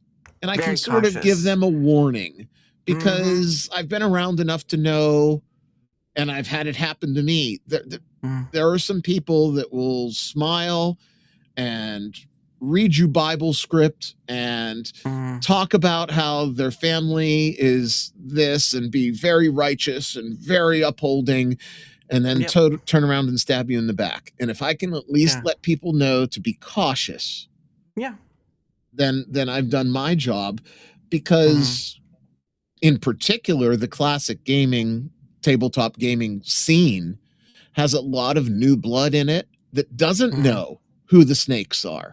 And sometimes that needs to be pointed out. It doesn't take an expert to figure it out. But you do need someone that's sort of been around the block. And now at this point, I've been around the block more than my share. So, whoa, Mr. Ryan! Yeah. Sake.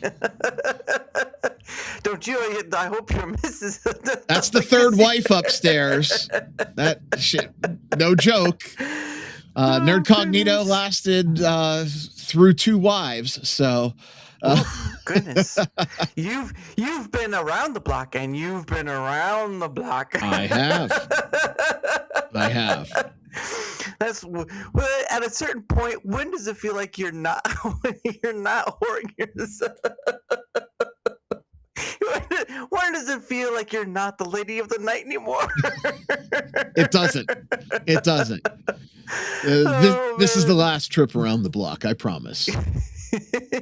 Listen, if she doesn't work, I'm getting the bus and we're taking a tour. This witches. Oh man, the many jokes comedians have said about ex-wives. Ugh, yeah, I don't think it. But no, you're not wrong. There's a thing where people, like, for me, it's less about pointing the certain people out. It's more about giving them tools to understand what to keep an eye on. Right. Like for me, usually at times you can tell a person by just getting to talk to them, or maybe it's like after something happens, right? Like I don't think I've had something too big happen to me, but like I said, I've had people block me and all this stuff, and usually just keep mostly to myself, because if you try to do some kind of, and then that's another thing too, is like how to interact on the social media aspect. And sometimes when someone comes after you trying to make you defensive, or they say something that makes you defensive, whatever, it's best just to kind of walk back and say, maybe not worth even replying to. Right. Now, X has the memory of 2 days. I've discovered that over the years, because, I've had my creator feuds just like everybody else. But it's really, really a skill to develop the armor and the resistance not to take the bait, because no matter what, look, I had one guy say that I was making not so nice pictures of kids. Absolutely false. Completely baseless accusation. I didn't dignify that by going into it with him because I knew in 2 days, no one cared anymore. And everyone knew that he was full of shit. So when someone does come at you like that, that is the best policy because it'll be buried. And if you're good at it, you can bury it in 6 hours because that's sort of the social media cycle that we have now. News. The only way these feuds and these horrible arguments and these bad situations that you hear about happen on the internet is both people play the game. Now, if both people are willing to play the game and there's a benefit for them, you also have to ask, how genuine is this? Because I've had creators come to me and say, let's manufacture a feud. And I said, nah, let's not. Let's not. Just come on the show and let's have a good time. Okay, Ryan. It's tough because my gimmick, I guess you could say, when we were breaking in NerdCognito was we were abrasive. We were counterculture. We did say the things that people didn't want to hear. Shit, my personal handle on X is I hate Ryan David. Okay? I took it at face value. So follow me at I hate Ryan.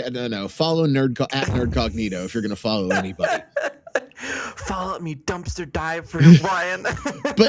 but seriously, you know, it gives you traction, but it has a finite scope. Oh yeah. And I realized that being a benefit to the hobby instead of just being the loud voice that people sometimes want to hear, but most of the time don't, is much more important. And that's how, you know, we get to do really cool things. Next year, I get to go to DaveCon. They're going to have us broadcast live from the convention. I'm going to get to meet some of the original creators of Dungeons and Dragons and other products like that from the 70s and the 80s where I grew up. So I wouldn't have been able to do that if I was still abrasive. So, yeah, Jeff, you're absolutely right. Manufactured feuds are a real thing. And there are guys out there. We make fun of one of them regularly. He's crazy Canadian that just tries to go after people because he thinks it'll get him traction on YouTube. And all we do is sit back and laugh, right? That's all you can do when someone's stuck in that loop. Yeah, or you just don't acknowledge them because I think when you take the oxygen out of their fire, all that's left is smoldering ember. Well, smoldering. I don't know if embers. I don't know if it's called embers. It's just smoldering smoke. Yeah, smoldering embers. But like, no, that's a thing too. Is like, you know, I'm not about bad actors because of the regard of like all they want to do is cause more harm than good. And I've and this is why I think mixing in people who are not content creators is a better idea because it's more on the social level of just talking to people about whatever rather than the scope of like talking to other content creators who have this sort of thing. They have a drive to get this or that because I mean for me and doing my stuff like because I'm not tied to trying to make money off it or whatever. I am free. Right. You can do what you want, say what you want, have an opinion, not be inflammatory or be inflammatory but don't be harmful. Yeah, of course. And nobody cares, right? You don't care. And it's very freeing to take those bricks out of the briefcase. It's sort of we're very much philosophically aligned, especially with the birth of NerdCognito. We wanted to be that voice that everybody was thinking, but nobody was saying. But we needed a way to say it the right way so that people would listen. And we found it. Yeah. And notice, and for people who don't understand, like notice how I didn't add anything after that point. Like I am free, and no, it's I am free. Right.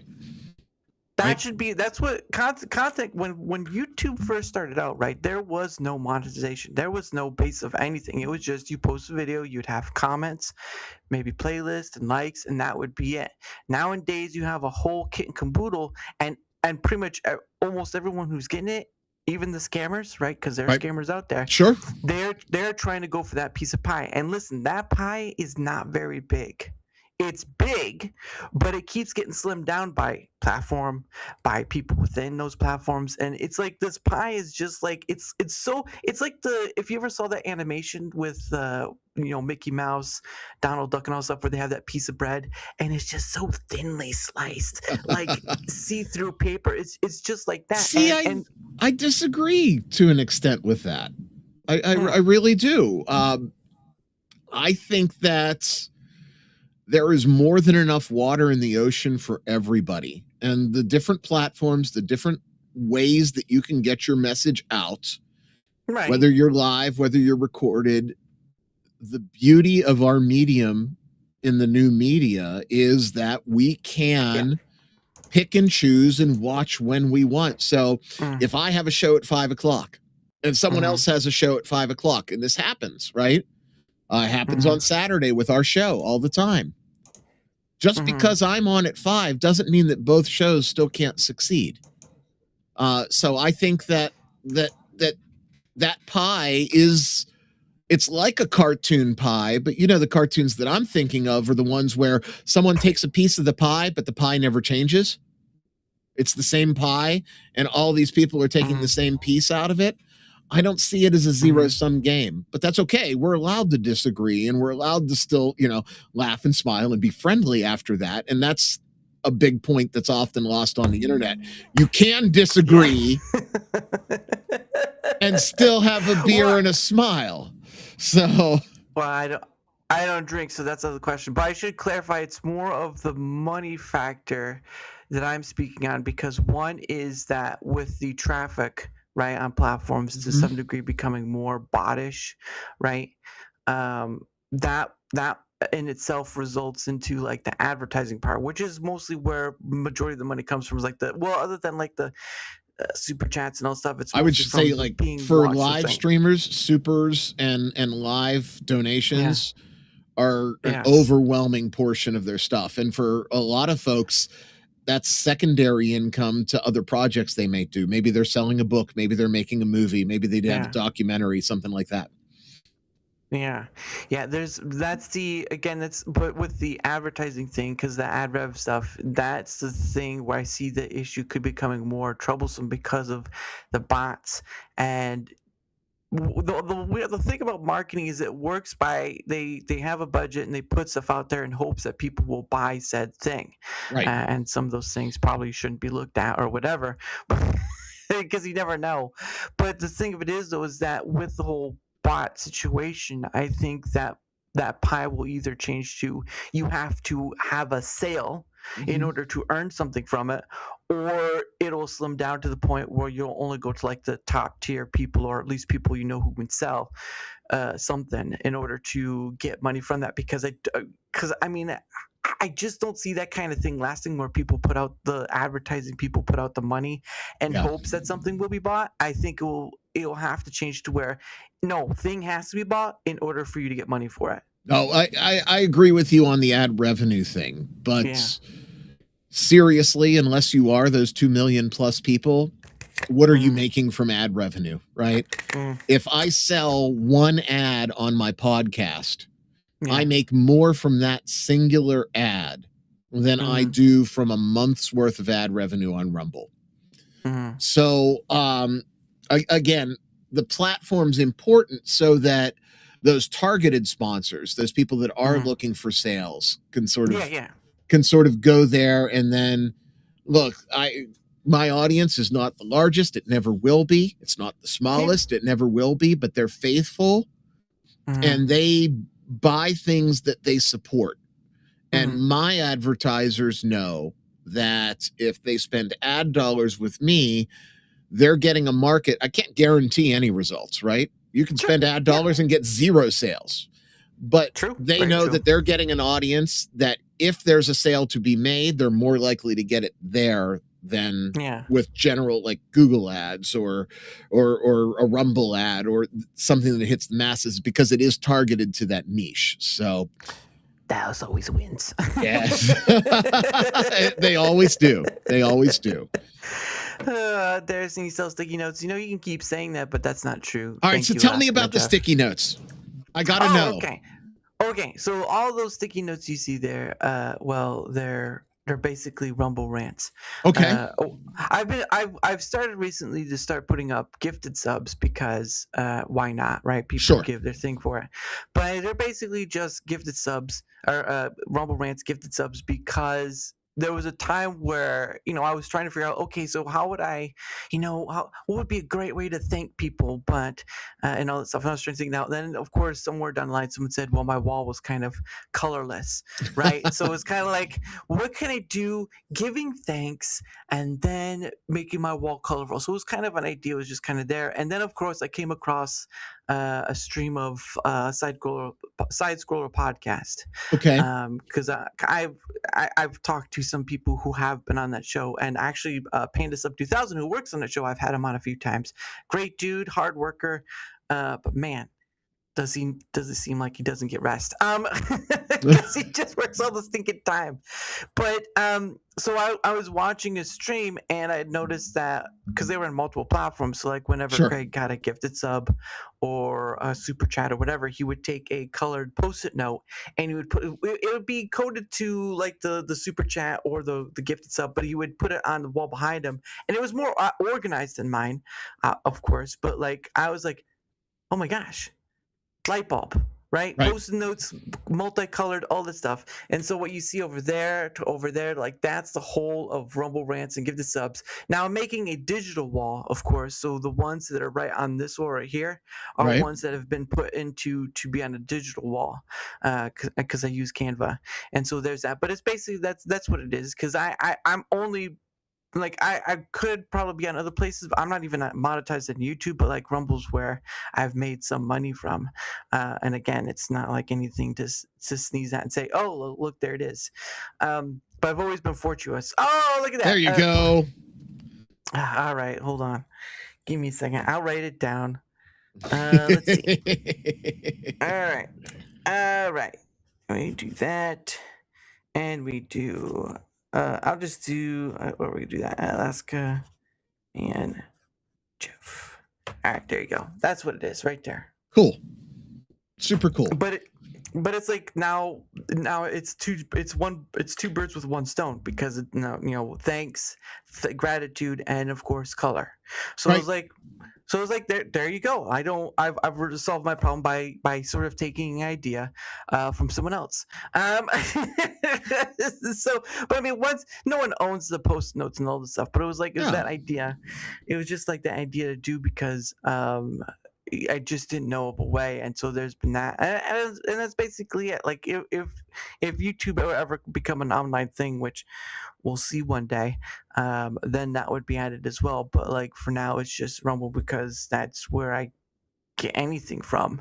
Yeah. So there's that, and again, like I was in the creative program at the beginning and for a small time. I'm still in it now, but I'm not at the point of like fulfilling all the requirements to earn that extra cash from, right? I'm only doing it from the Rumble rants, whatever. And for me, like, it's a nice idea, but they kind of lost me after the whole mandatory ad read thing. I saw that. Yeah. That was when Rumble failed to communicate that, I was like, and I was already having issue with like doing the whole premium stream. Like it was aware. At that point, I was like, no. Yep. Because there's no reason why they couldn't communicate. Now they've gotten a little better with communication, but they still need to keep working on that. But yeah, once I'd done that, I was like, I'm done. I'm still in it because I still meet the minimum requirements, which is usually streaming through Rumble Studio 1 and the unique chatters. Once you meet those two, supposedly you still stay in. Now, don't know about what the new unique chatters, but like I just at the end of the day, I don't care. Because see, we've never done that because I can't use Rumble Studio. It just, and now I don't know. I haven't checked it out for about a year. Yeah. But the last time I checked it out, it just wasn't ready for prime time. Yeah, it still isn't. Yeah, we're gonna our cycles for our streaming provider comes up every 6 months, and July is the month for us. So at the end of July, we're going to do a test stream again from Rumble Studio to see if it's at least salvageable, because prior, like I said, we weren't exclusive to Rumble. Now that we're exclusive to Rumble, we can check out Rumble Studio and see if it fits the bill. I hope that it does. I would like to support the platform that I call home, but it just wasn't ready the last time we were there. But now I know about the Post-it notes. We do something similar to that. It started when Elon bought Twitter, and you remember the great caterwauling that happened from people all over the world. $8. You want $8 a month for Twitter? Well, tongue in cheek on the show, I said, well, you can be my checkmark hero. And I had people sending me $8. And they're like, yeah, here's your month of Twitter. Here's another month of Twitter. Here's another month of Twitter. So we have on our show supporters called Checkmark Heroes, and I sing to them every week. They hear this. Checkmark Hero. And we give them a shout out on the show. So that's my Post-it wall. There are Checkmark Heroes. But see, great minds think alike. Well, it was sort of out of just a natural necessity of like, okay, how do I solve this? How do I solve a problem like Maria? And it came through me through someone else's matters, not through my own. Hey. Someone else. Good creators create, great content creators steal and make it their own. So where are those demons? I'm gonna have to ask him. Yeah, it's just one of those things where with content creation and being sort of like the and another part of it too is like, for me, I wanted to go in and I wanted to smash all those spheres, right? And no, not just politics, not just gaming, not just all those. I wanted to take a sledgehammer to all of them and just break them wide open, because when you do that, you get to see beyond yourself a bit. And going back to the cautionary tale stuff, right? You kind of need to. Yeah. Because biases, again, we're human, and biases play a big part in our daily life because we're human. Right. And when it's okay to stick with your friend groups and all this stuff, it's okay to have those circles, but like you also need to be beyond the scope of it, because if you aren't well prepared for that cautionary tale, then how will you be able to tell when the time is necessary? You won't be able to. And you have to be able to decipher the information that's coming to you. Depending on who you ask on the internet, I have horns and a tail. Yeah. And the folks that actually sat down and talked to me realize that that's not the case. So yeah. There you go. See? Yeah. What do you want to know? What can I tell you? What is your favorite fried chicken? My favorite fried chicken is a place around here. I grew up in Western Pennsylvania. Oh. Then I spent some time in Atlanta and New York and Philadelphia and South Jersey. And then I came back home to Western Pennsylvania. Just outside of Pittsburgh, in Beaver County, there is a little shop. Beaver. Everybody loves the Beaver. Yeah. And it's moist and delicious. There's a spot called Harold's Inn. So I'm going to give a shout out to Harold's Inn in Hopewell, Pennsylvania. Ever since I was a child, because I grew up around that area.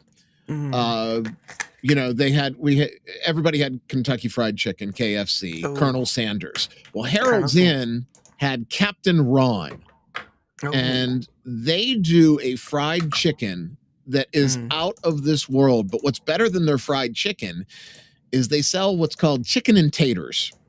And they slice potatoes into rounds, and they line the bottom of your fried chicken bucket with the potatoes, and then they put the chicken on top of it, so that by the time you get home, all of the great chicken grease has dripped down into the taters. So Harold's Chicken and Taters is hands down my favorite fried chicken. Now, if I'm on the road, Popeye's chicken is the shit.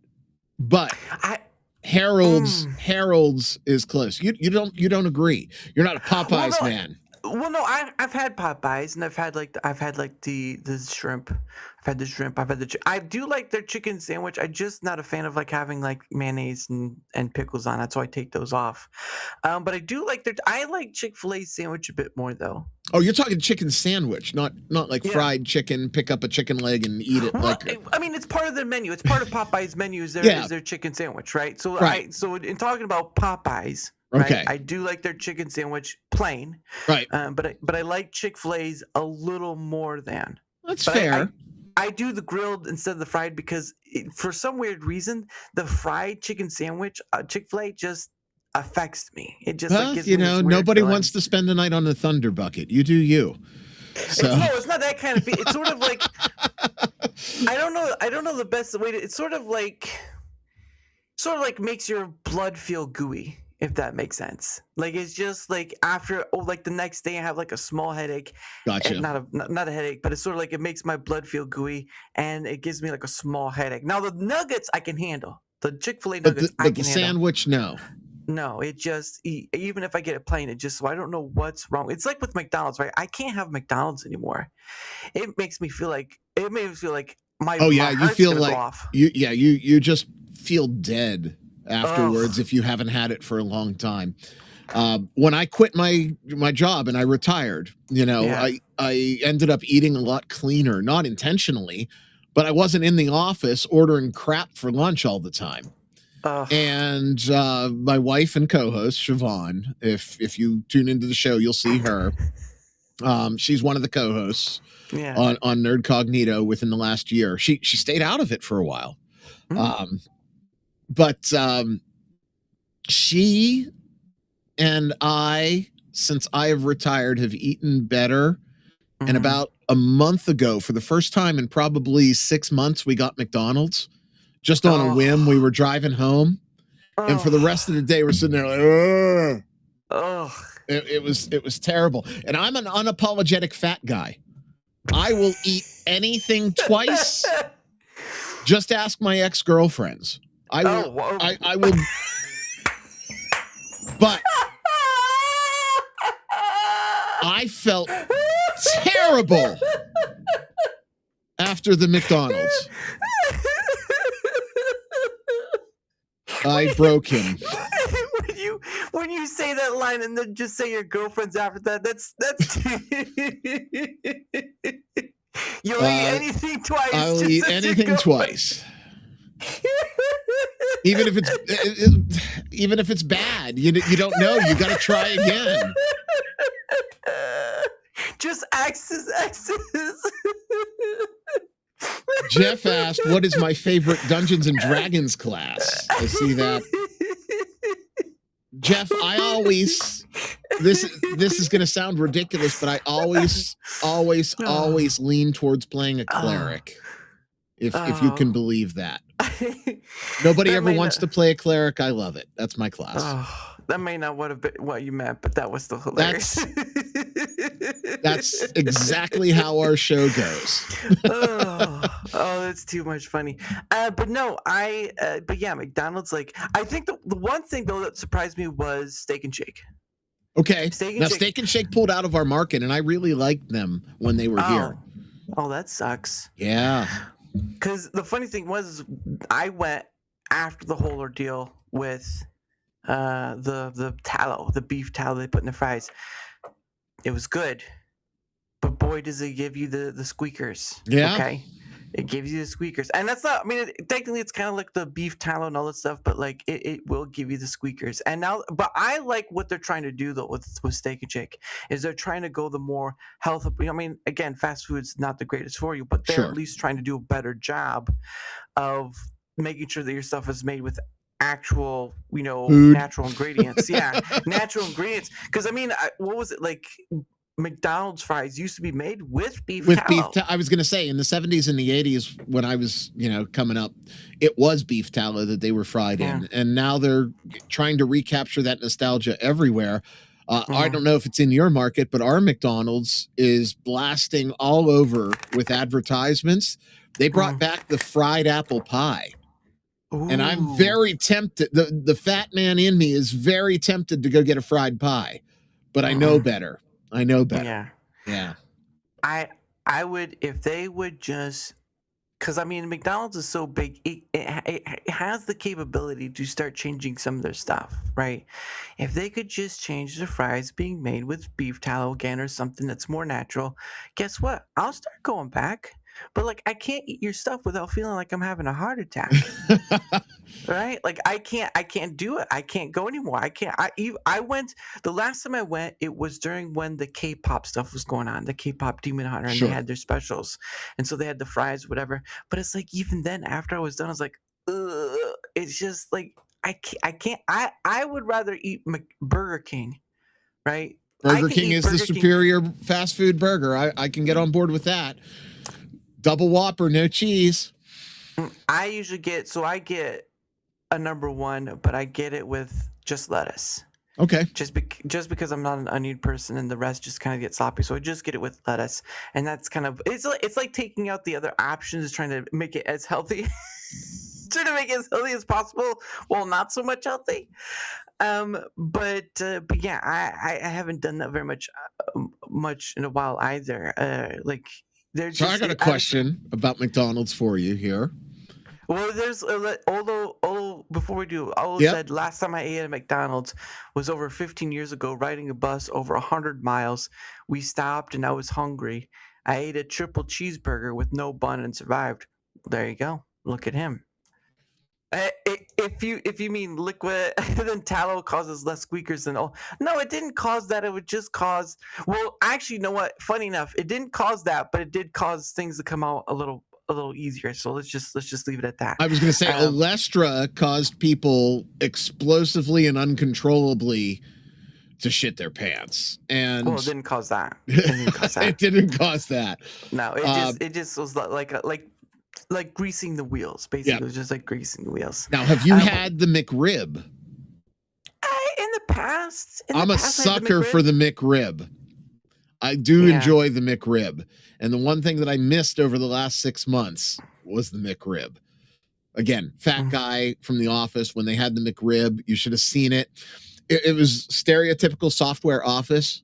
A bunch of stinky nerds dancing around, praising the return of the McRib. I do enjoy the McRib, but the last time it came in, it was like $8 a sandwich. And I was like, whoa. Nope. $8 ain't gonna change my life, but I'm not paying $8 for a McRib. Oh yeah. Well, and what's funny enough is that on YouTube, right? Again, kind of making a callback to where Rumble still stands.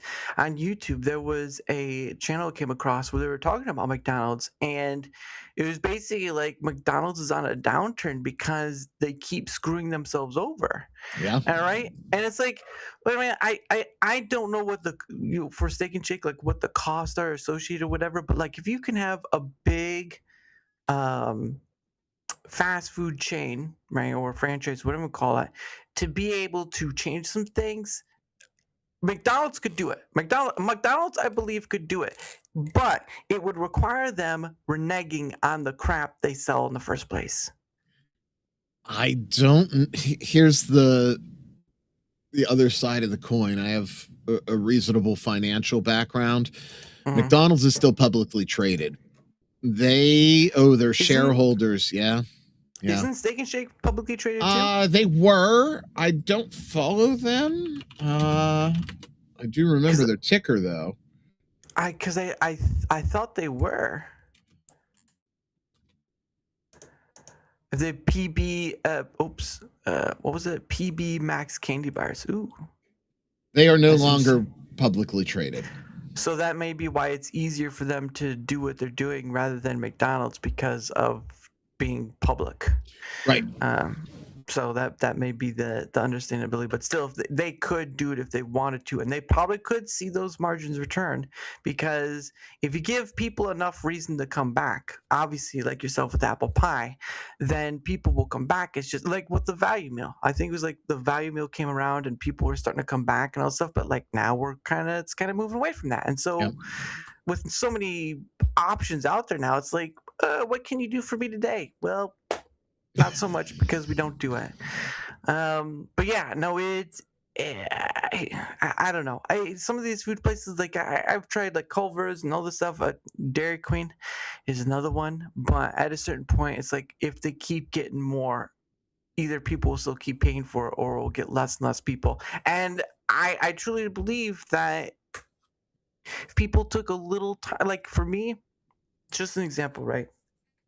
People were to get like, they don't need to get a New York steak. They don't need to get like a New York strip or some of those big fancy ones. You can just get a cheap cut, and it'll probably take you 15, 20 minutes to cook it, and you're done. Oh, I absolutely. I look at some of these folks that like eat out 6 nights a week, and the 7th night they're out of their microwave. I love to cook. Again, fat man penalty here, but I love to cook. And one of the things that I have really enjoyed since I retired is I can cook meals for my family every single day. And that also helps eating clean because I made it. I know what's in it. I know how fresh it is. I know what's going down. And it's not fancy. We had chicken tacos today. Ooh. Right. And refried beans. And you know what? They weren't from a can. It was a bag of beans, 2 Instant Pots on the counter. One was doing the beans, one was doing the chicken. All I did was shred the chicken, mash the beans, done. Tacos, easy.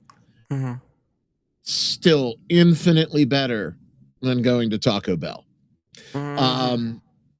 Cooking's sort of a lost art. My wife and I always laugh when we're looking at, some of the houses of our friends. Like we'll go over and visit, and the kitchen is spotless and pristine. And I look at the stove and I'm like, ain't nobody cooked on this stove. Why do you have a kitchen? Well, we wanted this nice kitchen to show, and it's for resale value in the house. Yeah, but do you cook? Oh no, we're going out to dinner. The other thing with going out to dinner is I'm always disappointed. If I go to a restaurant and I drop $100 for dinner, and I come out of it and I'm like,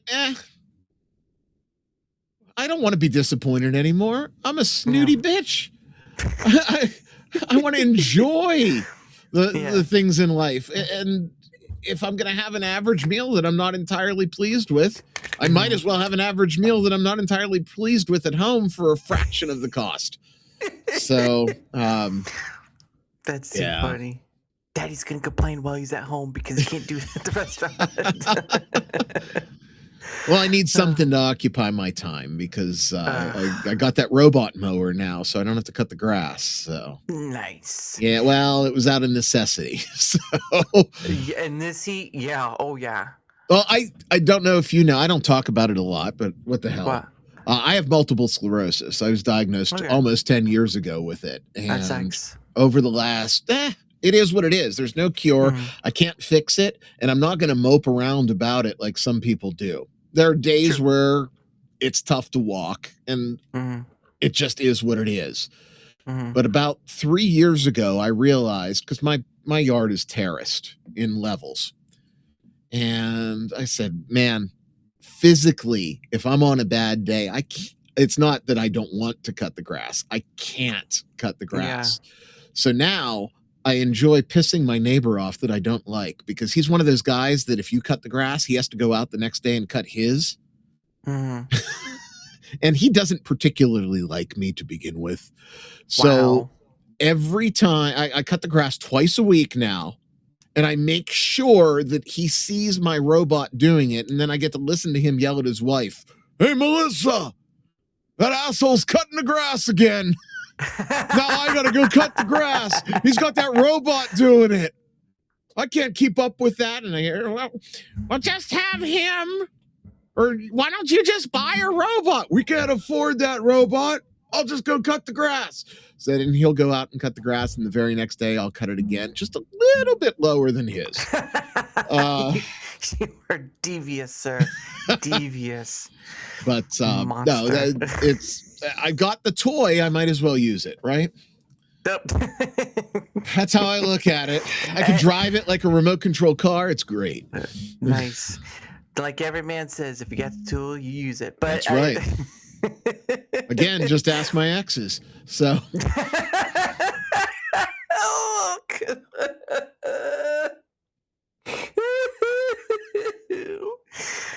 not the too biggest good. tool in the box, but it's in the box. It'll Anyway, work. It'll work. that's right.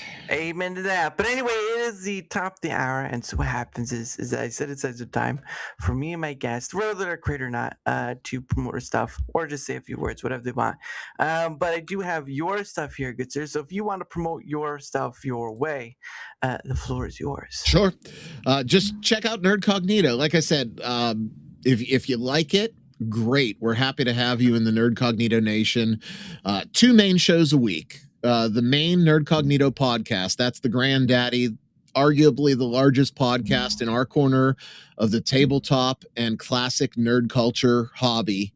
It's available on every major podcast provider. We prefer you to listen to it on Spotify, but you can listen to it just about anywhere you can get a podcast. Just search for NerdCognito. And if you like live streams and joking around and sometimes us having a little too much to drink, join us on Saturdays right here on Rumble. It's the Saturday Speakeasy, where the NerdCognito Nation gets together for about 2 hours. It starts at 5 Eastern every single blessed Saturday. We've never missed a Saturday since the Speakeasy has started, and we are going years. And it is truly a good time. We talk about all things in the tabletop hobby and nerd culture in general and our lives. And it's just a wonderful, wonderful experience. Again, that's here on Rumble. You can find us anywhere. Just search NerdCognito. And if you want all of the information on X, just follow @NerdCognito. We hope that you like the show. Check it out. The audio show, like I said, it'll deliver to the device of your choice, no matter where you are, if you follow it. So if you want to listen to it in the car or in the gym or something like that, you can. And the Speakeasy, you want to be there live for it and check it out. It's fantastic. It's a great time. And I say this with no bluster or shilling or promotion. It's often one of the few things that we can look forward to in the week, because it's just the way for us and all of our friends to unwind for the week. Also, if you're a gamer and you're in the Midwest area, we are going to be VIP guests at DaveCon next year. That's a little under a year from now. We'll be broadcasting live from there. But the big thing is, check out the show, NerdCognito, on every major podcast provider, and the Saturday Speakeasy right here on Rumble, 5 p.m. Eastern. It's a good time, and you get to see the lovely misses and my other co-hosts. So it's good stuff. And the link tree is up there, so you can see all of that goody. There you go. Yeah, usually that's the nice thing about link trees. It allows you to just one click to your stuff, and then the list is right there. Right. Because some creators like to have a laundry list, and I'm like, no. And it's just like this your whole description box is taken up enough by links and all this stuff. One link is good. Yeah, one link to rule them all, and on the web bind them. Indeed. LOTR joke right there. But anyway, yes, you can find his link tree on Rumble and YouTube, although I do post it to the other places, but they're ephemeral, meaning it disappears after a while. So you'll find it more permanently on both Rumble and YouTube. So make sure you give it a look to find all his stuff, because it's nice to be able just to find a thing, and or at least have that link to find a thing, because sometimes direct is the way. Absolutely. So thank you for that. And of course, for my things, whether you're on the Rumble side, YouTube side, or any of the places I stream to, if you wouldn't mind leaving a like, sharing the content, leaving a comment or follow, anything that helps with the engagement factor is much appreciated, because that's what it is. It could do the whole YouTube thing where it's like share, like, and subscribe and all this stuff, but like I like to be a little different. So any help with the engagement factor is much appreciated, because not only is helping being seen more, like a majority of content creators want to be, it also helps in having other people on, like NerdCognito, like Alaska and Jeff, like Liara I had on yesterday, and like so many other people, getting over 365 various guests and counting. August is shaping to be another full month, so keep on your toes and make sure you check out all that stuff. And of course, if you want to know where else I'm at, all my links are here. This is my streamers link. Now, big shout out to Tomby for making streamers. Pretty much anyone can use it for free. Doesn't matter the platform you're on. You can connect all your stuff there, and there's some nice, slick detailed stuff in there if you'd like to check it out for yourself. Just streamers.com. But my online links are in there. Rumble, YouTube, Blaze, Kick, VP Zone, all that sort of stuff. It's all in there. So if you want to know where else I'm at, that's a good place to go. I don't think Sesame Street would be proud. Well, thank you, Lastman Jeff.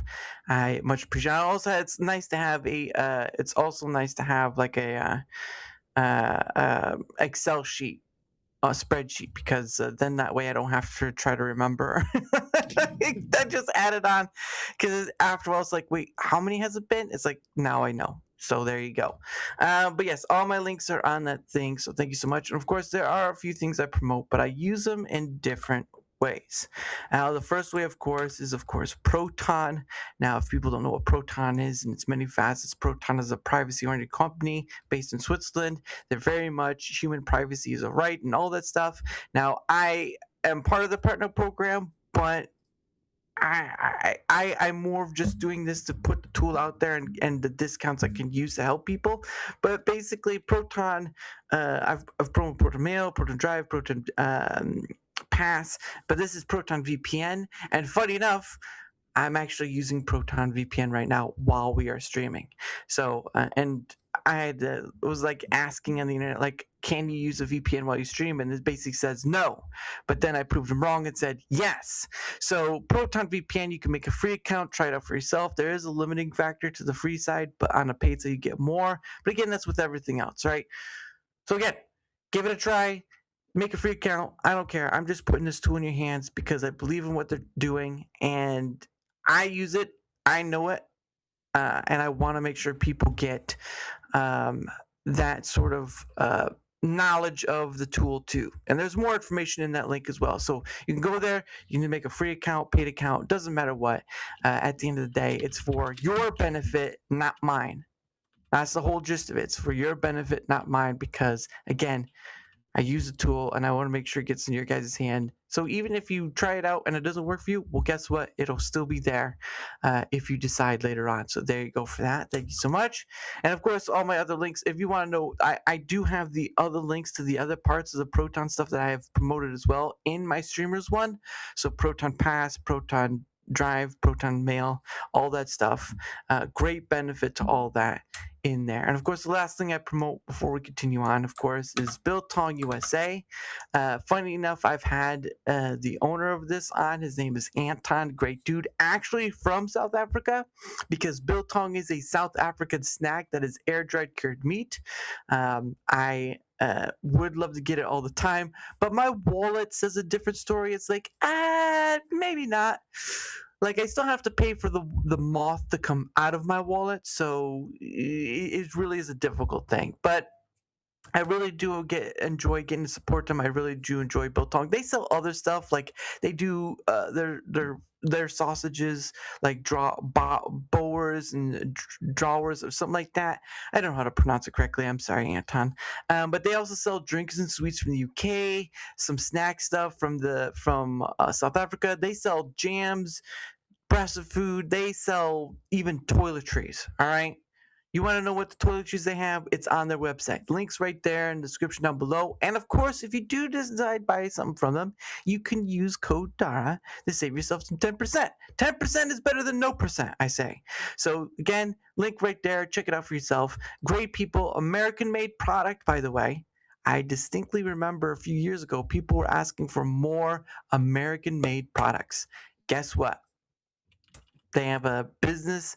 They are stationed in old Sunset, Texas, and it is definitely a family business worth supporting because they're great people in their own right. So again, link right there and code DAR to save yourself some 10%. Thank you very much. But yeah, those are the only two things that promote. I'm not like sponsorship. And it's a funny thing. I used to, even before the whole mandatory ad read thing, for the little while it was for the creator program, I did do the Rumble Studio ads for a small period of time. Now majority of the time I can't do it because I don't have the viewership, which is fine anyway. But after a while, it was just like, meh. There really wasn't any point to it because mostly you're promoting stuff that's like the AI ad stuff or just some weird place you've never heard of. So it's like, meh. I just after that whole deal, I just didn't care. So, but those are the two things I promote because I use them and believe in them and all that stuff. And it sucks when, and that's the tough part, right? Like, because I know you said you have your you do ad stuff too and all that, but like it really is for me. Like, it's more is for the benefit of others than for myself in that regard. Because I if I get something out of it, great, it's a bonus. It's like with doing the content creation, it's a bonus. It's a nice little bonus. But the main point isn't about getting something from it in the first place. It's about, hey, there's this thing here, and all that stuff, and that's really like a middle area that where you see like people on YouTube sponsorship videos or all that sort of stuff they get connected to. It's just like, I just can't. It's just not in me to do it like that, especially when I don't have to rely on it to pay my bills. Right. And that's the thing. That's why I think that the small to medium creators are really the most authentic and honest creators that you can find. Now, there's always going to be those grifters and those folks that are out there for the dollar. But truthfully, if you find someone that's passionate about what they do and are no holds barred when it comes to, is this going to cost me, my Twitter nickel? It makes a big difference in the presentation. And I absolutely agree with you. Find good stuff that you like and then pass it along to your friends. So yeah. And in the regard of Proton, it's like we live in a world where you don't, you hear about the places that get like hacked and the stuff gets leaked or whatever. Like, for the paid, I think it's for the paid version, but for the paid version of Proton, and I have Proton Unlimited, which is encompassing of all the different facets that I promote. With it, they have a program called the Sentinel program, which, like, if you connect your email and stuff to it, or other emails, like if your Gmail or whatever, you could basically have it watch out for any breaches, and it will let you know if a breach happens. And so it's a kind of a nicety with that regard with Proton. And again, like Proton Pass in its own right is, a password manager, and like I use it. You can have it's a password generator in it. You can 2FA in it. It also has the ability to create an alias email for you, so you don't have to use your actual email, right? And that's probably just more beneficial to other people than getting anything out of that would be for me, because again, protecting your privacy is quite important. And when something can tell you, hey, your stuff's been breached, it's not a bad tool to look into. So, but yeah, it definitely is, and it is a very ecosystem, right? I know some people will probably disagree that sort of thing, but a privacy oriented ecosystem that's easy to use is a lot better than one that's hard to use and you don't get a lot of people using it. And that's the thing I have with crypto, right? Just not a big thing about it. It's not widely adopted. It's not widely easy used. It has more complications to it than anything else. I'm just like, it exists for a reason, but for a normal person or a regular person, the reason does not justify using it. So, absolutely agree with you. It's that way with social media too, right? All of the other platforms, like I won't go to TikTok, I won't go to Kick, that sort of thing. It's just a conscious decision that I've made. So you pick and choose the shots that are important for you. So very true. And again, it's like I've seen some people, some content creators say, be everywhere, be everywhere, right? And I'm like, in a degree, yes, but I'm like, be everywhere you can handle, right? Never overwhelm yourself, especially if you're just starting out. Just have another platform. Right. Like, there are so many tools, some of them free, right? There are some still paid, but some of them are free. And like, you have so many tools out there. It's like, you don't have to. It's not like the days of old where you have to rely on one or two things. It's like Rumble Studio, free to use for multi-streaming and all that stuff. But like, again, it's still in beta. It still has issues. It still has kinks it needs to work out for it to be on the competitive pace it is against StreamYard or otherwise. And the funny thing is, like, now it seems like they're trying to do of something similar to YouTube Studio, where you can create or upload videos through that market, which is great. I mean, you should have a one-stop shop for that kind of stuff. But like, I still can't add tags to a stream. Right. I still can't have all my chats unified through it. I mean, there are still some. I might guess, like, I don't know if Restream does it, but like, I know EVMix doesn't do it, but like with StreamYard, people can chat out from the studio. Not to Rumble, because we use StreamYard. Well, yeah, of course, but like, in the essence of being able to chat out of, they can't, like YouTube and I think to Twitch in some regard, but like, that tool exists and you can't do that in Rumble Studio. Right. No, and you know, the thing with Rumble, because this is, like I said, it's our only video home. Spotify has the video, but it's not interactive. Yeah. It's tough because they can't shake the political stigma. You know, StreamYard is very open about the fact that they are not going to develop for Rumble. Restream looks and feels amateurish. EVMux drops streams, quite frankly. You know, I've had a lot of feedback from peers that have had streams drop from EVMux. So I want Rumble Studio to be there. I want it to get into being a primetime player, just for, if nothing else, the bank account of the podcast, because StreamYard ain't cheap. Oh yeah. But right now, it's still workarounds, and that's even with StreamYard, which is the top dog in the market. So it's weird. Now, YouTube gives you a lot more flexibility with those streamers, and in particular StreamYard, but because we're Rumble only, it's a bear. And I want Rumble Studio to be there. So Rumble guys, if you happen to be listening, which you're probably not, call me. I got lots of ideas, and I was in the biz. I can give you some good UX input. So, yeah, and that's another thing too, because I've come across people, because you were software dev, right? I was not a developer. No, I was an executive in charge of learning and development and user experience for software. So you're basically user, what is the word? There's a term for it. User experience, user interfaces. No, there was. I was looking it up one time. There was some kind of word that was like the user.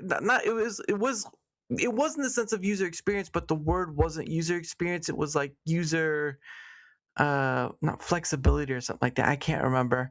Okay, yeah. See you later there, Alaska Jeff. Nice for being here. But it's in the regards, because I do this thing once a month where I invite people on who use the Rumble platform, whether they're a creator, user, or whatever, and I ask them like 3 separate questions. We all answer in our own way, you know, positives, issues, and wish list stuff. Right. And I've collected that kind of data over 18 months. Okay. 18 months. And so there's been a lot of the positives and negatives and all this stuff, but it's like it's done in the way, because I use Claude to kind of take that information and turn it into an infographic, which is just better. But it's done in a way because a lot of times people feel like they're alone in their issue. And Rumble really doesn't help at times with that regard. And some people still are waiting on getting answers for payout. They're still waiting on answers about certain issues and all this stuff. And I'm like, yeah, I'm not going to get into it. But like, even for me, I'm personally blocked by the head of operations on X. Nice. Didn't harass, just said I didn't like his personality, because again, support, for those who don't know, support is under his jurisdiction. Right. As head of operations. And so when people were having issue of trying to get through support, because sometimes they would do they would go through the proper channels, they would do that, but they weren't getting a response back, even days to weeks to months on end, and they weren't getting a response back. I'm like, you know what? The best person you probably go to is the one who's in charge of it, which is Rumble Mario. So I just say tag Rumble Mario. Say because people would tag Rick, and Rick is in charge of head of product, which has nothing to do with support.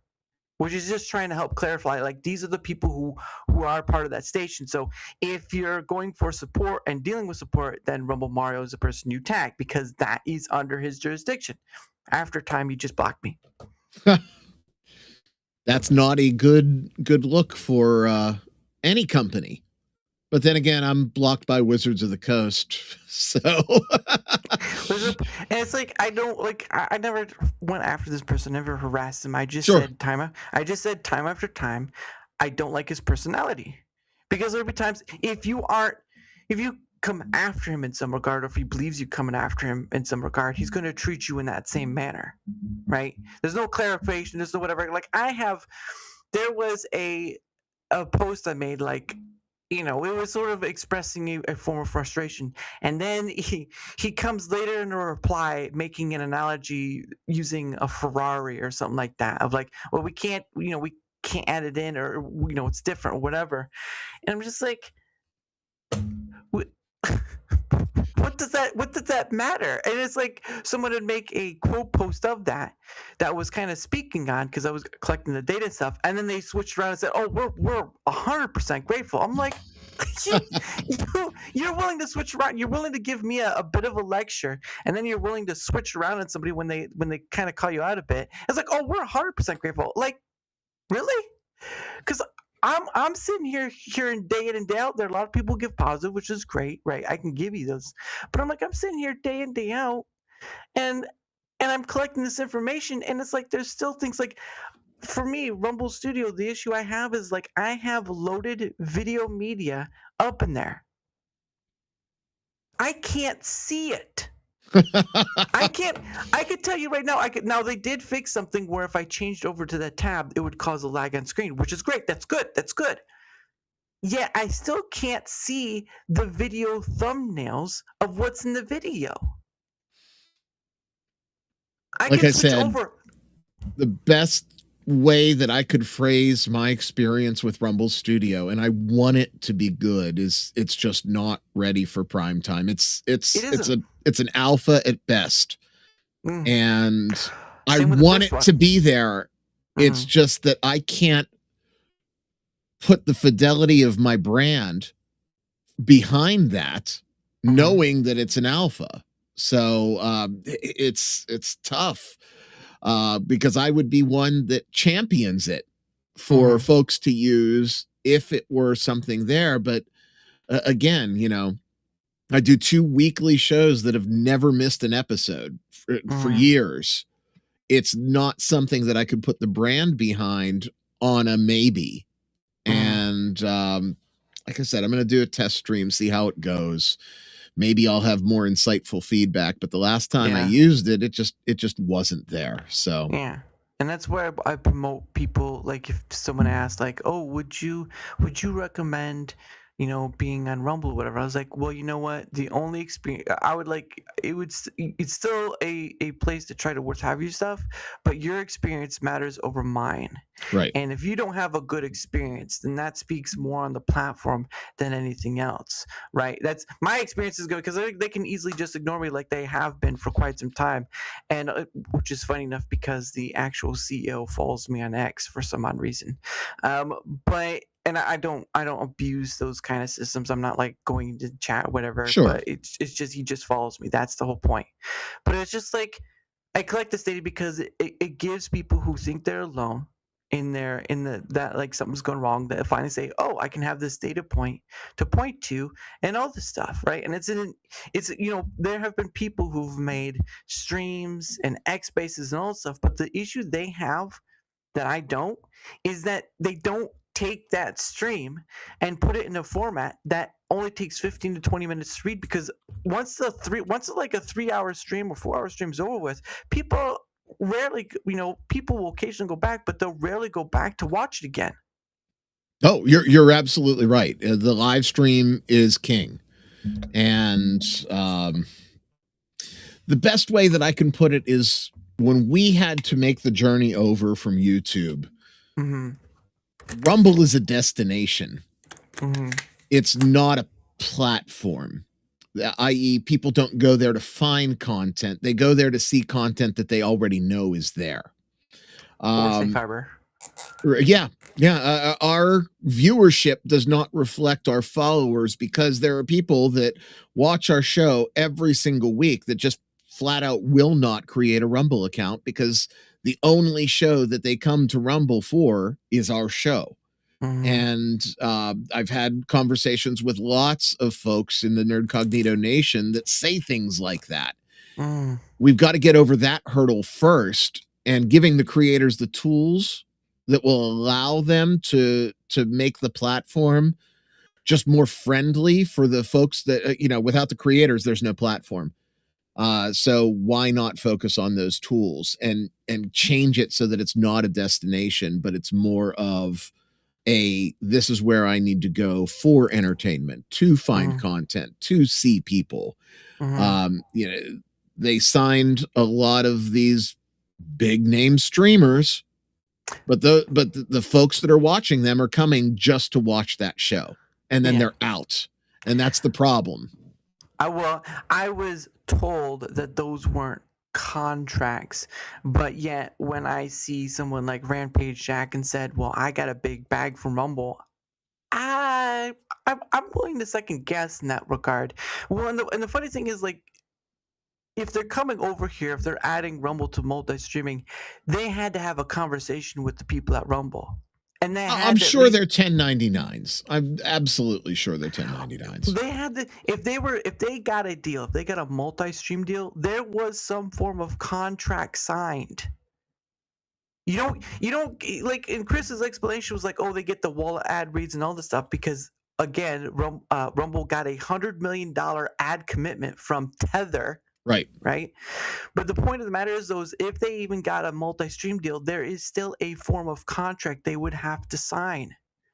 Sure. Or an exclusive rights deal, at least. There's a pen and paper. They would have to. Even Crowder signed a contract with Rumble.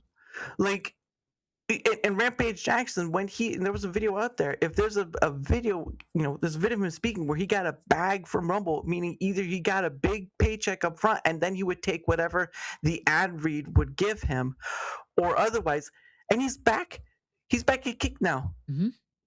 Yep. There was like 3 months of him being on Rumble. Like, I'm here. They in his first voice it's like, they say Rumble is a politics only platform. I'm here to prove them wrong. 3 months later, gone. Right.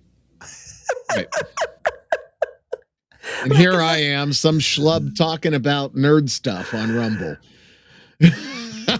Well, I will give credit to this. I will give credit to Dr. Disrespect because he's still here. Right. Even though his viewership is probably more on YouTube. So I'll give him that. But it's like, you can't tell me that these people didn't sign some form of paper of contract of some kind, and they aren't getting a little more than what people are getting through the creator program.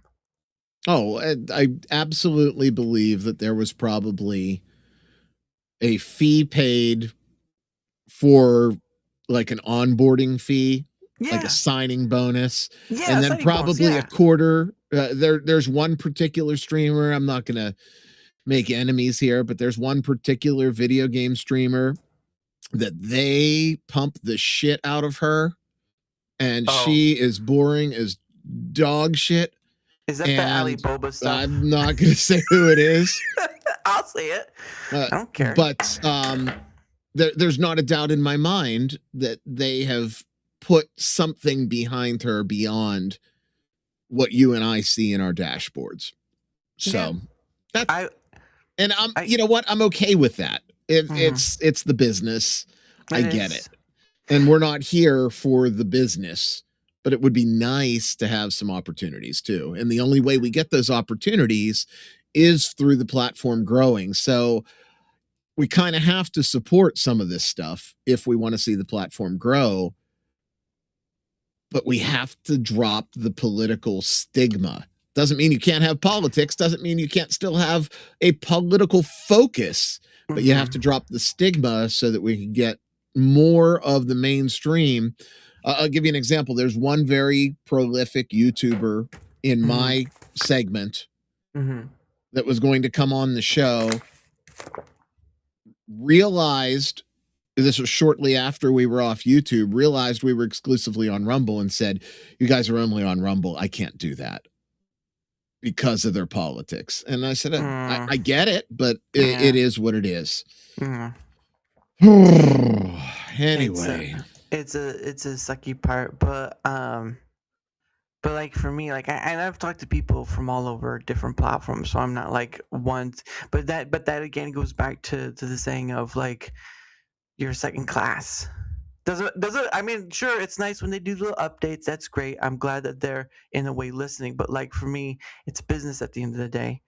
You are still second class. Sure.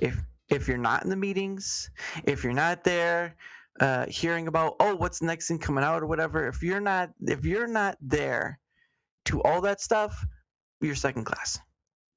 You are not the first. You will not be the first. The first will be their profit. Right. As it should be. Right. As it should be. It's business. It is business, but it's one of those things where it gets to the point where, like, I can't tell you how many times where Chris will make a hype post, and I remember this, where he was talking about, hey, compare the viewership on YouTube and TikTok versus Rumble. Right. And I'm like, there's no comparison. Yeah. Thank you, Hernandez. Thank you very much. I was like, yeah, there's no comparison. Like, you can't. Yeah, it was not a mean thing. It was sort of like just like that. This sort of hype thing. It's like when you make those kind of posts, you are declaring something that you do not have the backup for. Hype. Rumble is a place where hype does not match the reality, and it's not just that platform too. Like Twitch can do it, Kick can do it, and all this stuff. Like they all have their own thing. But if you want to be the place for people to come to, you have to be this place people want to come to. Not because they have to, because out of some necessity. They want to come here because there is stuff they can find. I can go to YouTube right now. It doesn't, I can refresh the page. It doesn't matter. Whatever I've watched falls in line, and it keeps recommending me things that fall in line with that. They say they're working on it, and sure, there's a little section that says videos you may like. Sure. The problem of it still is they still keep recommending people that I do not follow at all, and I cannot say no to them. I can't say I don't want to see this person again. That's a problem that Rumble has. It does not have a form of self-curation. Let the user be able to control that. Odyssey, the people who started Odyssey are no longer there anymore. I mean, it's still there, but Odyssey's sort of on the slow way out unless they can do something big. Like this is and now there's this new one coming out called Brood. Brood, yep. And I saw that, and when I saw their design and stuff, I'm like, that looks like a cross between, like it has like YouTube-esque stuff and some similar stuff out there. And I'm like, people will go to that because they already have a similarity to it, but it looks better. Right.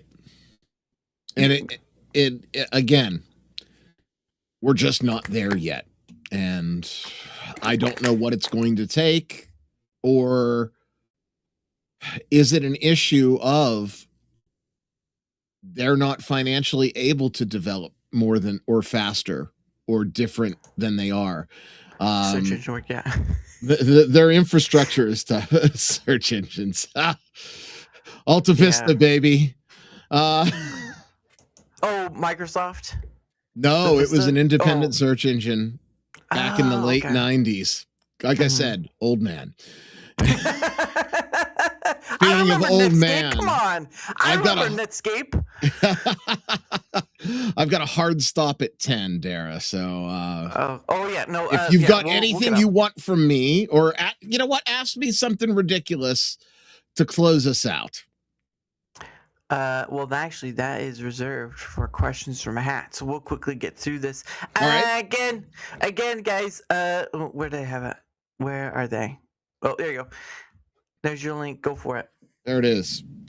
Check it out. NerdCognito at NerdCognito on X. Every major podcast provider, and of course, right here on Rumble, you can see video archives of the show, as well as our live Saturday stream, 5 p.m. Eastern, on the NerdCognito channel. Easy to find. Check it out. If you like gaming and you like it the old way, I think you'll find a nice home there. Plus, all sorts of nerd culture stuff, movies, comics, you name it. It's good time. Good time indeed. Yes, and his links will be both on the Rumble side and YouTube side because it's more permanent there than the other places I stream it to or place them on because they're just ephemeral. And if you don't know what ephemeral means it vanishes after a while. They so go there's poof. that. They go poof. They go bye-bye. And it's a funny thing, too, because more and more platforms, or at least it seems like many platforms are just live stream only. And the platforms that will allow videos to stay or to upload videos like YouTube does, those will be the long-lasting winners, I think, I agree. because people aren't going to want to sit through a live stream. They may come back for the VOD, but they're most likely going to want to sit through a video that's uploaded because they can go back to it at any time and they don't have to be there live to see it. It's just there after it's uploaded. So there's that. But yeah, link will be both on Rumble YouTube side. Quickly going through, any help with the engagement factor on either end is much appreciated. Likes, comments, all that stuff. I'm not going to do the whole YouTube mantra, share, like, and subscribe because it's just old hat. So any help with the engagement factor is much appreciated. Those are my links right in there. You want to know where else I'm at? Bing, bang, boom. That's how you find me. I am part of Proton's partner program. I am promoting Proton on its many facets. Proton VPN is one of those facets. I'm using Proton VPN right now while I am streaming. That's right. I had to look up to see if it would work, and the system said no, but I proved them wrong because it works. But I am also on the paid version. I have a paid plan, Proton Unlimited. So might be some of those extra things that come with paid, but at the end of the day, worth looking into, worth trying for free. Hey, you know what? If it benefits you, that's great. I don't care. I just care about it benefiting you more than me. So there's the point for that. Make a free account, whatever. And there's that. And of course, Biltong USA. I've had Anton on. He's the owner of it with him and his wife who run it in Sunset, Texas. Great people, great product. American made, by the way. American made, even though he's from South Africa, and this is a South African snack. They have more stuff on their website. Link is right there. You can use code DAR to save yourself 10% off on the website. I don't know if it'll work in store, but hey, you can try. At least you could try. But anyway, I have this code here. It says DARA. Yeah, we don't accept that in store. Curse you. But anyway, but yeah, thank you so much, Fred. And he says Alta Vista was from DEC, had Usenet search archives before El Google acquired them. And El Google is what now? The biggest search engine in the world next to, what is it? YouTube. That is right, kids. Google owns both top spots on the search engine web. How about them apples? And made searching them, using it, blah, blah, blah. All right. Anyway, thank you for that, Olo. But what happens is, of course, next week's schedule will be out on Sunday, so keep an eye out for that. But the last thing I do with my guests is something to call question from the hat. I bought a hat from Rumble. Question aside, my guest gets 2 freebie questions. Now people can add more questions too if they give a Rumble rant. I know I'm on YouTube and other places, but I'm not monetizable on there, or I'm not monetized yet, so to speak. So if you want more than the 2 questions given, then you have to give a Rumble rant. Doesn't matter the amount. I actually said this. If someone were to do a straight 500, right, and this is not a community funded 500 or whatever, a straight 500, they would get all the questions asked out of that. I just got the thumbs up from the boss. She says that if I go over, it's okay. So okay, hit me with the questions. And there are like 40 plus questions in here. So wow. It's probably, people are probably like, well, I wish there was like 100 questions. Well, I'm not there yet. But if someone was to do a straight 500, and that can be through gifted subs or whatever, and usually, and think about it this way, gifted subs gives you more cut than Rumble Rants. Sarah Rumble, there you go. Look at that. Oh, well, he is. He is going to be on Grumble. So there you go. We've been on Rumble for a while. Go check it out. So, but yes, gifted subs give you more than Rumble Rants, but getting onto it, are you ready, good sir? I am more than ready. Okay. Prepare your body for the massive destruction of a question. First question right here. Let's see what it says. It says, what's a smell that makes you say, that's the one? Oh, that I can say on the air. Hey, yes. Now. Yeah. Like I have to say it. Like I have to say you know, redheads smell like a penny, and I'll just leave it at that. Why? Why would you leave it? Why? What? Why would you leave it at that? That's like begging so many questions. Is it like because of the copper tone in their skin? What is this coming from? No, there's just definitely a metallic musk to redheaded women, and I love it. I didn't marry a redhead, but she can change that with a bottle, right, hon? All right. And then she does the middle finger to you. It's like, I love you too, honey. I love you no, degenerate Siobhan is a great wife, so I'll keep her around as wife 3.5.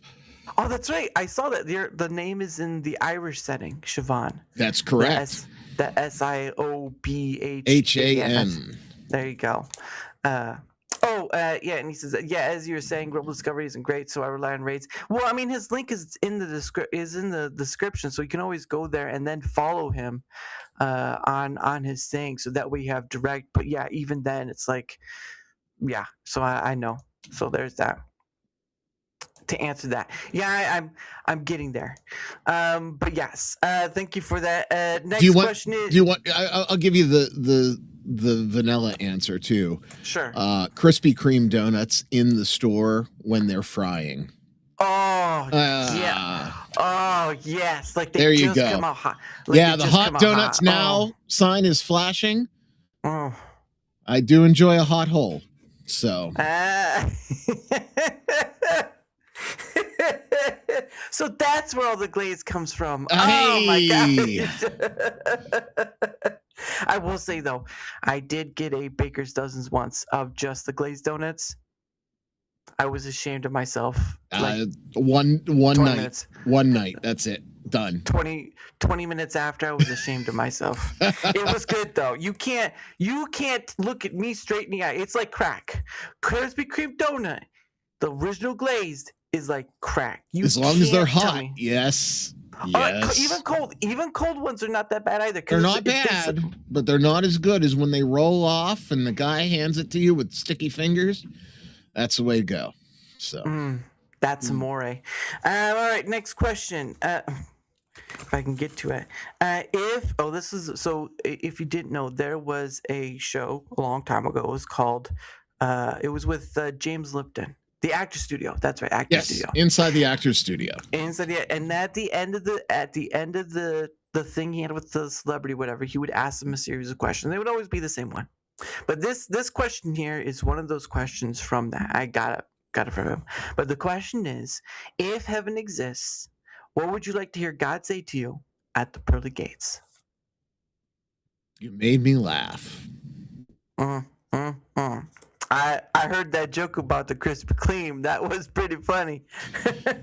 I'll eat anything twice. Anyway, see? Now we've come full circle. That's what she said. Thank you, Steve Carell. But yes, see, that's the funny thing too, is like Office is just going to continue be that pop culture earthquake. I will stand by this. If it wasn't the characters, there were other characters in the show. They were great as they are. But if Steve Carell had not been in that show, I don't believe The Office, the American version, would be as good as it is remembered as being. I think you're probably correct. The first episode probably wasn't great because of the hair stuff and all that. But like, if he hadn't been in the show as he had been, and I know he left later on in the 7th season, it wouldn't be the pop culture icon. And again, Ryan Wilson, Jim Krasinski, all this stuff, they were all great in their own right, but like it felt like he was the center pillar that was the show. I think, Dwight was a close second. Yeah. Well, and I think the rivalry between him and Jim was the second. And that's where I think later on the seasons that they relied on them both being that. But like at its core, Steve Carell, Michael Scott was that guy. And he was dumb, all this other stuff. But he was the guy you were secretly rooting for when things messed up. Because he ran the company as he wanted it, and he got away with it. Right. You couldn't do that. Oh, not at all. Oh my gosh. But yes, that's my belief. But anyway, that of course is the end of the show. I thank you to all those in chat who came along for the ride, whether it be the pay for it stream or for the chat afterwards. You are all appreciated, and I thank you so much for being here. And of course, big shout out to the man himself, the man who has probably tasted more pennies than I have. Jeez. All right. Sometimes you look a 9-volt battery. Sometimes you're looking pennies, but at the end of the day, you're looking something. But at the point of the matter is, though, is thank you, sir, for coming on. Thank you for being part of both ends, and of course, you're always welcome to come back on because, as always, there's more to talk about. Like the ocean is wide and infinite, and while there are many people who rely on the 24/7 news, I do not, and that is the most important part. When you are free to that standard, right, in the conversational aspect and not relying on the 24/7 news, nothing other than some stupidity from the internet can stop you. And that's why I say I am free. He's a free Take man. it as it is. Take it as it is. But anyway, I end the show with a song. Now, this, of course, was a song made with Suno. I used Claude and then Suno, but the words are my own. They are from a poem I made a long time ago and just kind of ran through it. Claude made the arrangement and stuff, and then Suno just was the music part. And so that's how it works. But this is called A Moment to a Lifetime. Again, thank you all for being here. Keep an eye out for next week's schedule, Sunday, and I hope you all have a great and wonderful weekend. Good night, everybody. Bye.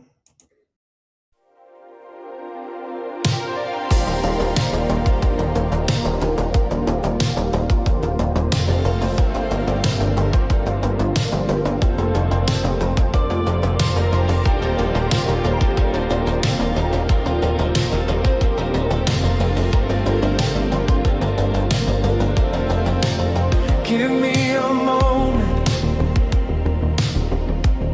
and I will make a lifetime. Give me a lifetime, and I will make something beyond recognition. Beyond recognition is a desire, a flame born of dreams forward. Yet dreams do not push beyond their scope. A recognition held back by reality. But reality's a dream and wait to come true, to come true.